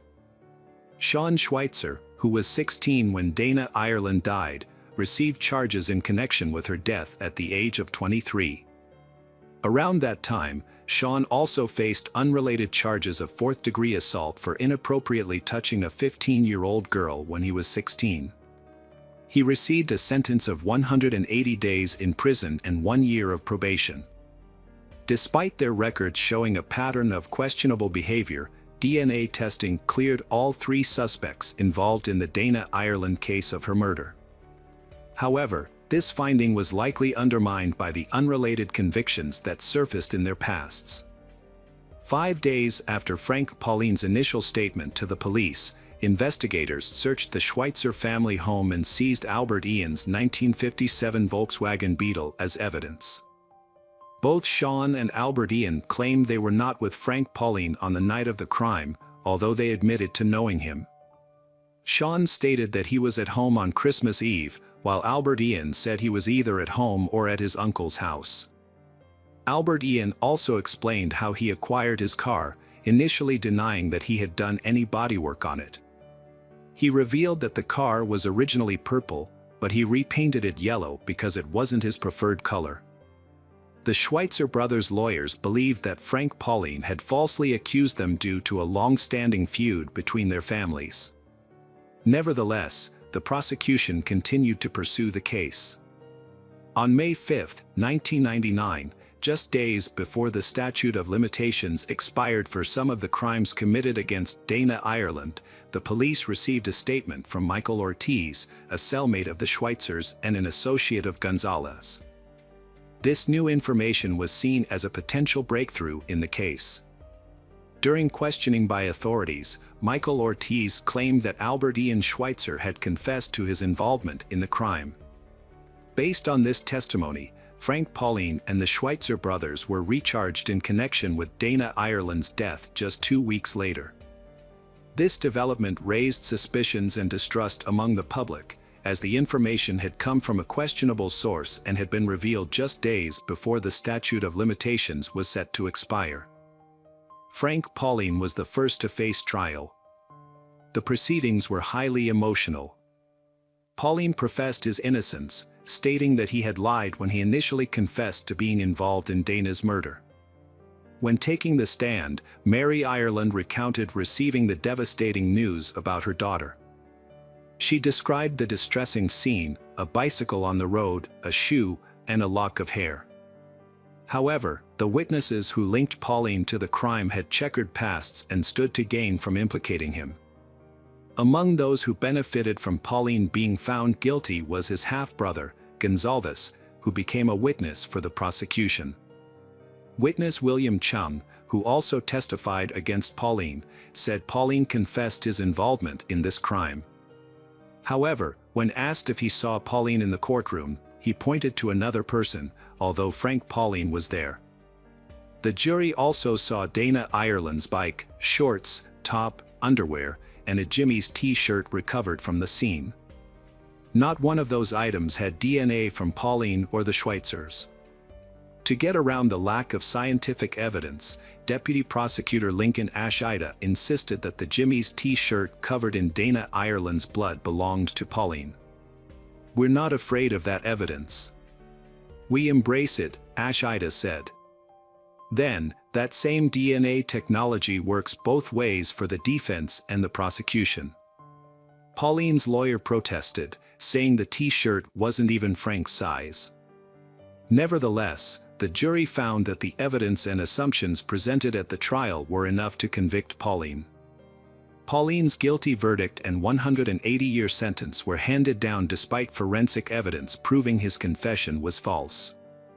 The next trial was that of Albert Ian Schweitzer, who knew about Pauline's sentence and was surprised when prosecutors offered him a plea deal, given the lack of physical evidence. Albert Ian Schweitzer rejected the offer, maintaining his innocence. The prosecutor claimed Schweitzer's Volkswagen Beetle was involved in the crime, but several facts contradicted this assertion. Witnesses in the area where Dana was found reported seeing a pickup truck, not the Beetle, and forensic analysis of Schweitzer's car turned up no evidence linking it to the crime. Furthermore, Schweitzer only became the official owner of the Volkswagen in January 1992. Albert Ian Schweitzer was sentenced to 130 years in prison based on the testimony of Michael Ortiz, who claimed Albert Ian had confessed to the crime, and evidence of scratches on Albert Ian's car bumper. After seeing his brother convicted, Sean Schweitzer initially wanted to prove his innocence but eventually decided to take a plea deal due to concerns about the justice system failing him again. As part of his agreement with the prosecutor's office, Sean Schweitzer was required to testify against his brother and Frank Pauline, who were accused of playing a role in Dana Ireland's death. He was also required to take a polygraph test to prove his honesty. The polygraph test was administered on March 24, 2000, by an examiner from the State Attorney General's office. However, the test results showed that Sean was not truthful about his involvement in the crime. Despite this, he was still allowed to plead guilty to the lesser charges of kidnapping and involuntary deprivation of life. There was a discrepancy in the court records regarding the polygraph test results. Deputy Prosecutor Lincoln Ashida initially stated that Sean had failed the test, but later claimed that he had passed it. Sean was ultimately sentenced to 5 years probation, with credit for 18 months served. In an interview after his release, Sean stated that the decision to accept the plea deal was made by his family, who were concerned about the potential impact on his parents if both brothers were imprisoned. His brother, Albert Ian, who was later sentenced to 130 years in prison, recalled advising Sean to accept the deal to avoid serving life in prison, as imprisonment of both brothers might have been too stressful for their parents. Years later, Sean still feels remorseful for testifying against his brother and making a deal with the prosecutor. He and his family have struggled to move on from the case, and Sean has had a hard time finding a job due to the community's knowledge of the case.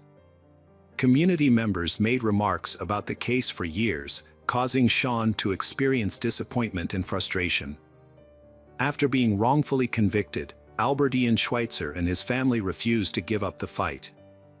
In 2005, Albert Ian applied to the Innocence Project, an organization dedicated to re-examining convictions using new evidence and investigative techniques. The case eventually gained momentum in 2010 when students from the University of Hawaii, lawyers, and professors started re-investigating the old files from the Dana Ireland case. Local prosecutors authorized the investigation, which has spanned several years. Throughout this process, efforts continued to deliver the desired outcome, justice for Albert Ian. The goal was to rectify a miscarriage of justice and bring about restitution. The investigation's findings and the subsequent actions taken will bring truth and closure to the matter. Ultimately, the hope is that justice will prevail and the issue will be laid to rest. Years passed and Mary Louise Ireland, Dana's mother, eventually passed away on her 92nd birthday in 2016. Meanwhile, Linda battled breast cancer, which made it difficult for her to visit her son, Albert Ian. When Linda finally had the chance to see Albert Ian for the very last time, she was heartbroken. During this emotionally charged visit, Albert Ian expressed a final wish to his mother. He didn't want her to leave him, and the thought of saying goodbye was unbearable. He had always found it hard to see the people he loved leave, especially after losing his grandmother. Albert Ian confided in his mother that it was his greatest fear, losing those closest to him, and that he never wanted to have to say goodbye to her again. A DNA expert, Nancy Din, testified at the trial after retesting evidence using advanced methods that were not available during the original trials. She explained that technology has improved significantly since 2000, allowing for the detection of details that were previously invisible. Contrary to the 2000 authorities' claim that Frank Pauline's and the Schweitzer brothers' DNA was not on the T-shirt due to excessive amounts of Dana Ireland's blood, scientists from the Innocence Project used modern technology to distinguish between Dana's DNA and other DNA on the T-shirt. They also found seminal fluid and sweat from the armpit on the T-shirt. Nancy Din confirmed that the DNA found on the T-shirt and Dana's body belonged to the same person. However, she stated that this person was neither Frank Pauline nor one of the Schweitzer brothers. Following Nancy Din's testimony, a tire tread expert remotely testified, stating that the tire tracks found at both crime scenes could not have been made by the Schweitzer brothers' Volkswagen. In his opinion, the tracks were likely left by a larger vehicle, such as a truck, SUV, or van. The final witness to testify was dentist Adam Freeman. Dana Ireland had what appeared to be a human bite mark on her left breast, according to the prosecutor's initial assessment. However, forensic expert Freeman disputed this claim, stating it was not a bite mark. This case highlights the flaws in forensic science, particularly in the analysis of bite marks, Freeman testified. After the witnesses finished testifying, District Court Judge Peter Kubota delivered his verdict. He stated that the new DNA evidence, along with the tire tread evidence, the disputed bite mark evidence, and Sean Schweitzer's recantation, collectively proved that a jury in a new trial would likely find Albert Ian Schweitzer not guilty. Therefore, Kubota declared the conviction vacated and ordered Mr. Albert Ian Schweitzer's immediate release from custody. With these words, spoken 23 years after Albert Ian Schweitzer's guilty verdict and 25 years after his arrest, Albert Ian was suddenly exonerated and freed. Judge Kubota then addressed Albert Ian Schweitzer with heartfelt words. With 1/3 of his life still ahead of him, the judge offered a choice: to live in anger and resentment towards the process and the people who had wronged him, or to find a new sense of freedom. Kubota suggested that Albert Ian make the most of this opportunity, surrounded by his family, who had come to support him. Freed from his handcuffs, Albert Ian hugged his lawyers and then his family members, including some he had not seen in decades. His mother was overcome with emotion in his arms. Albert Ian's young son, who had grown up without his father, was also in the courtroom and shared a hug with him. His younger brother, Sean, was there too, with a warm smile and open arms. As a result of Albert Ian's acquittal, his brother Sean's lawyer is now seeking to have his own criminal record cleared. The story serves as a reminder of the tragic fate of Frank Pauline, who died in prison in New Mexico in 2015. Pauline was attacked by a fellow inmate, Daniel Hood, who was serving time for taking 2 lives. On April 27, 2015, Hood attacked Pauline in the recreation yard at the Southern New Mexico Correctional Facility, striking him 3 times on the back of the head with a rock. The motive behind the attack was Hood's belief that Pauline was a snitch. Despite efforts by the medical staff, Pauline could not be saved. In response, his family's lawyer plans to file a petition for his posthumous rehabilitation. Albert Ian Schweitzer finds the transition from prison life to freedom extremely difficult. He shares that adjusting to life outside of prison has been more challenging than he anticipated. Most days are a struggle with anxiety. While Albert Ian may be eligible for compensation for wrongful imprisonment, which could award him $50,000 for each year spent in prison, the process is not straightforward. His lawyers are working diligently to ensure he receives the compensation he is owed.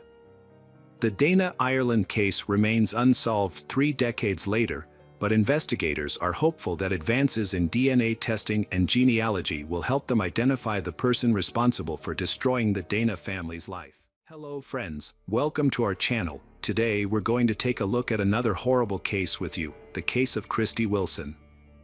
Christy Wilson was born on January 10, 1978, in San Jose, California.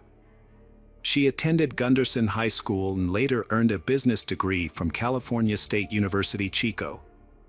Her parents, Debbie Boyd and Patrick Boyd, described her as an exceptional student and athlete. After college, Christy landed a job at a tech company near Sacramento, where she worked until the high-tech crisis led to her job loss. In her free time, she enjoyed playing blackjack at a local casino, where she met her boyfriend, Danny Berlando. Initially, Christy's relationship with Danny was quite harmonious, and her family and friends thought they made a great couple. However, things took a turn for the worse after they moved to Sacramento together. Christy started showing up with bruises, but she wouldn't talk about how she got them. Following her job loss, Christy returned to her parents' home in San Jose. She eventually received a job offer in San Francisco and decided to start fresh. On October 4, 2005, Christy Wilson went to Sacramento to collect her remaining belongings. However, just 2 days later, her boyfriend Danny Berlando contacted her parents to report that she had vanished. He claimed to have searched for her by contacting local jails, hospitals, and friends before reaching out to them. The police were also informed about Christy's disappearance. According to Danny, Christy visited his apartment on October 4th. He then went to dinner with his family, while Christy went to the Thunder Valley Casino. This was the last time he saw her. It's worth noting that Danny's family didn't get along with Christy, which is why he attended the family dinner without her. The tension between their families was due to concerns about Christy's safety. Christy's family had noticed bruises on her body, suggesting that Danny had been physically abusing her. Christy's stepfather, Patrick Boyd, was particularly upset when he found out about the abuse. He wanted to confront Danny, but Christy's mother, Debbie Boyd, intervened to prevent a confrontation. Danny Berlando was 31 years old when Christy disappeared. He had recently lost his job as a car salesman. About a month prior to Christy's disappearance, the police were called to their residence after neighbors reported hearing Christy screaming. Although the police found that they had been arguing, they made up quickly and no further action was taken. When Christy went missing, Danny was the primary suspect due to their previous altercation. His decision to wait nearly 48 hours before reporting her missing to the police raised suspicions that he might have used this time to destroy evidence. However, Danny cooperated fully with the investigation, allowing police to examine his phone records, credit card activity, computer, apartment, and car. Despite being a suspect, no evidence of foul play was found. Danny had an alibi for the time Christy went missing, having attended a family dinner. Before reporting her disappearance, he attempted to contact Christy 78 times, but she did not answer.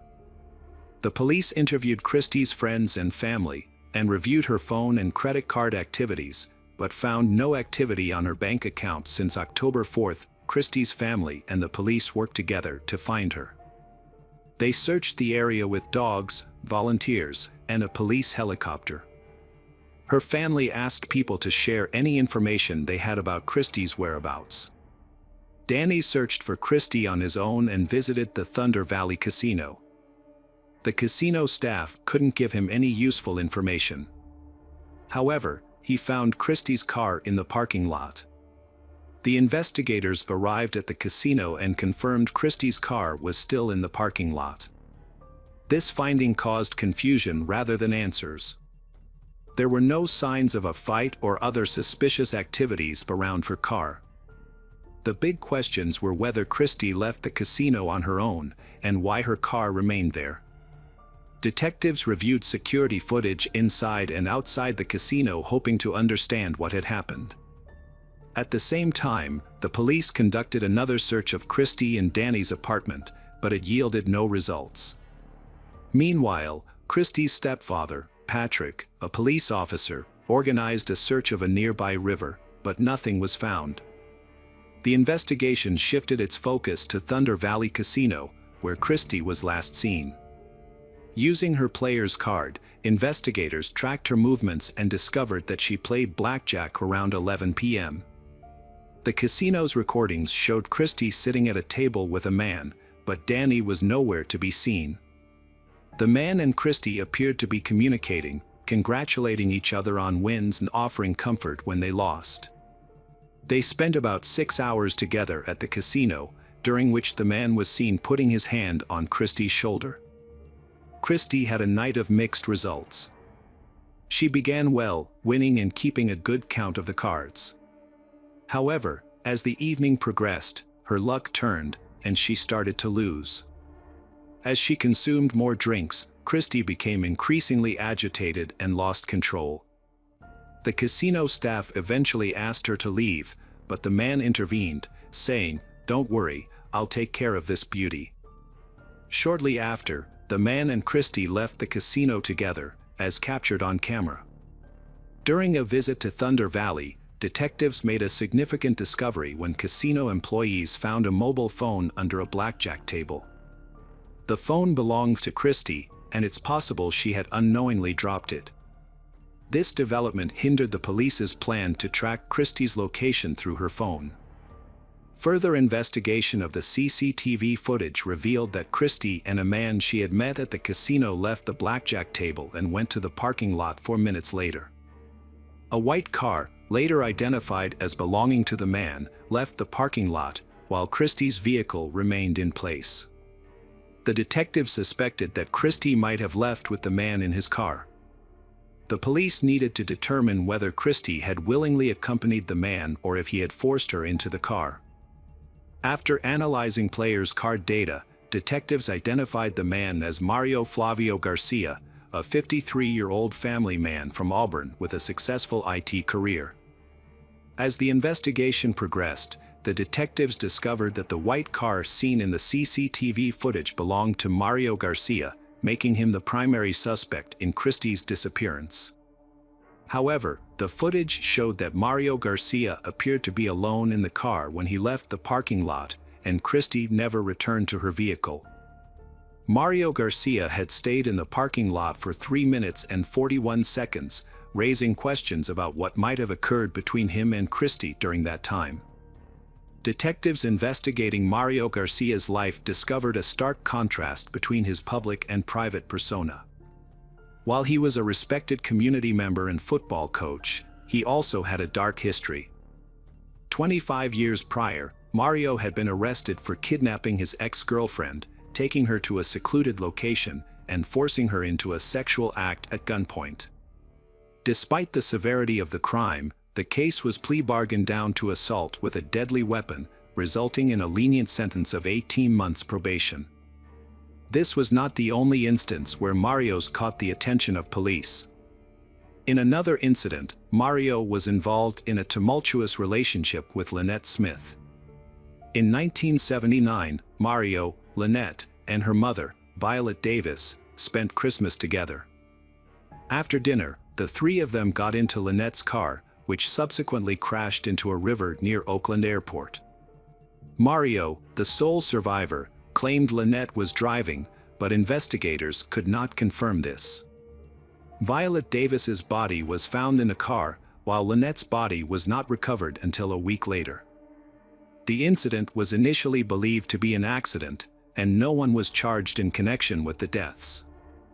After collecting the available information, investigators interviewed Mario about Christie Wilson. He maintained he was unaware of her disappearance and stated that they left the casino together, parted ways politely after exchanging goodbyes, and went in different directions.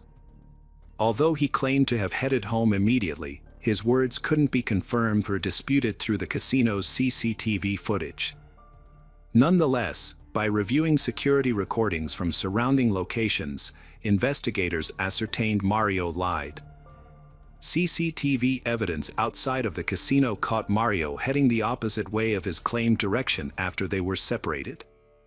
Mario claimed to have gone straight home and fallen asleep at 8:30 a.m. after leaving the casino. However, his wife refused to cooperate with the police, leaving detectives unable to verify his alibi. A review of Mario's cell phone records revealed discrepancies in his story. A call to his wife at 7:51 a.m. was made from a cell tower located far from his house, indicating he did not go home immediately after the casino. Mario also stated that he arrived at work at 9 a.m., but a colleague reported that he was late, arriving around 10 a.m. Further investigation revealed that Mario had scratches on his arm and a bruise under one eye the day after Christie Wilson's disappearance. When questioned, Mario attributed the injuries to a fall from a tree while pruning. However, detectives were skeptical of this explanation, as it is unlikely that someone would prune trees at night. The police asked a forensic expert to examine Mario Garcia's injuries. The expert found that the scratches on Mario's face and body didn't match the kind of injuries you'd get from falling out of a tree. There were 4 parallel scratches on his face, and 3 more on the left side of his chest. This was suspicious because Christie Wilson was right-handed. The police suspected Mario was involved in Christie's disappearance, so they got a search warrant for his car, home, and computer. Mario had claimed he went home after saying goodbye to Christie in the parking lot, but as investigators searched his car, they started to think Christie was probably dead. Mario had tried to clean up his car, washing both the inside and outside, and even throwing away the trunk mat. However, he hadn't been able to get rid of all the evidence. Initially, investigators found a small, unremarkable spot on the car seat that was later confirmed to be blood. However, the sample was not suitable for DNA analysis. Further examination of the vehicle revealed 2 long hairs and small blood splatters on the back door of the trunk. The hairs were matched to the missing person, Christy. Further examination of the bloodstains showed that they contained DNA from both Mario and Christy, which disagreed with Mario's statement that he and Christy had separated in the parking lot. This evidence suggested a physical altercation between Mario and Christy.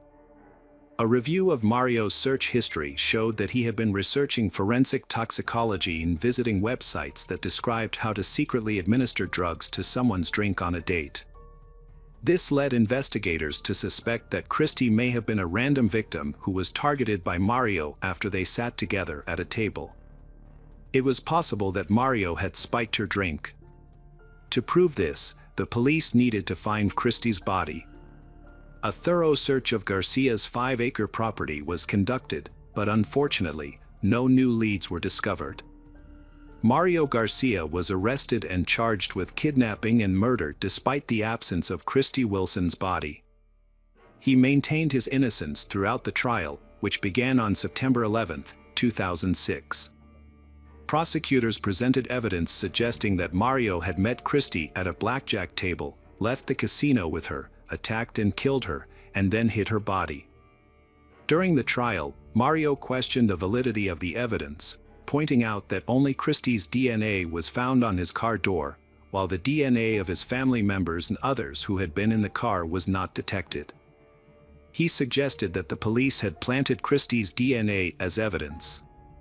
Mario stated to the court that he would not request leniency or pardon, claiming that he was innocent and did not commit the crime. However, the jury found him guilty on January 11, 2007, and he was sentenced to 59 years to life in prison. After the sentencing, Christy's family held out hope that Mario Garcia would finally reveal the location of her body. However, he refused to cooperate. As the years went by, the family struggled to move on with their lives, which had been forever changed by the traumatic experience. Mario's repeated appeals only added to their distress, despite being unsuccessful. The ongoing appeals prevented the family from finding closure and moving on with their lives. In 2018, Mario offered to provide information about Christy's body in exchange for an early release from prison. However, Christy's mother, Debbie Boyd, was unwilling to negotiate with him. She felt that using her daughter's body as a bargaining chip would be unacceptable. The police then turned to Mario's family for assistance, knowing that his ex-wife, Jean, had divorced him after his imprisonment. Jean eventually lost faith in her ex-husband and began to suspect that he was involved in Christy's disappearance and death. As part of their investigation, police spoke with Mario Garcia's sons, Chris and Andy, asking them to recall any details about the days surrounding Christy's disappearance and their father's subsequent arrest. The police were particularly interested in learning about any changes in Mario's behavior during that time. Chris remembered that he had a football game around that time and saw his father working frantically on a tractor on their plot. Mario's eyes had a wild, frantic look that caught Chris off guard. When Chris asked his father to attend his game, Mario firmly refused, saying he's not going. This response struck Chris as out of character for his father. At the request of investigators, Chris accompanied them to his childhood home. Chris showed them the exact location where he had seen his father working on the tractor, which was next to a detached garage near the road, approximately 100 yards from the Mario residence. It became clear that Mario had made a significant effort to conceal any evidence, taking advantage of the 4 or 5 days he had to cover his tracks. Notably, police had previously searched the Mario property with police dogs in 2005, but had found nothing at the time. In a new development, investigators took a different approach in August 2020. They hired a company that specializes in ground-penetrating radar technology to scan the 5-acre property owned by Mario Garcia. The technicians identified 8 potential locations with voids or pockets beneath the surface. After digging at the first 2 sites, they found nothing. However, at the third location, which was the same spot where Mario Garcia had been digging with a tractor, the police discovered a skeleton. Further examination confirmed that the remains belonged to Christy Wilson, 15 years after she went missing. Although the exact cause of Christy's death remains unknown, experts determined that she had suffered a broken arm and nose. The investigators, who had been working on the case for 15 years, traveled to Arizona to personally inform Christy's mother, Debbie Boyd, about the discovery. The news brought a mix of sadness and relief to Christy's family, who could finally find closure and say goodbye to their daughter. Placer County Sheriff Devin Bell announced that Christy Wilson's case has been solved, thanks to efforts by his team. This was achieved without the cooperation of Mario Garcia, a convicted murderer who is currently in prison. Mario, 67, had refused to provide any information to help the family find closure. According to Christy's mother, Debbie Boyd, this news brings her family peace and marks the end of a painful chapter. She praised the perseverance of the police and thanked them for their tireless efforts. Notably, Mario had died of pneumonia in 2020, but even his death had brought some peace to the family. Mario had never pleaded guilty to any involvement in Christy's disappearance, despite her remains being found on Mario's plot in 2005.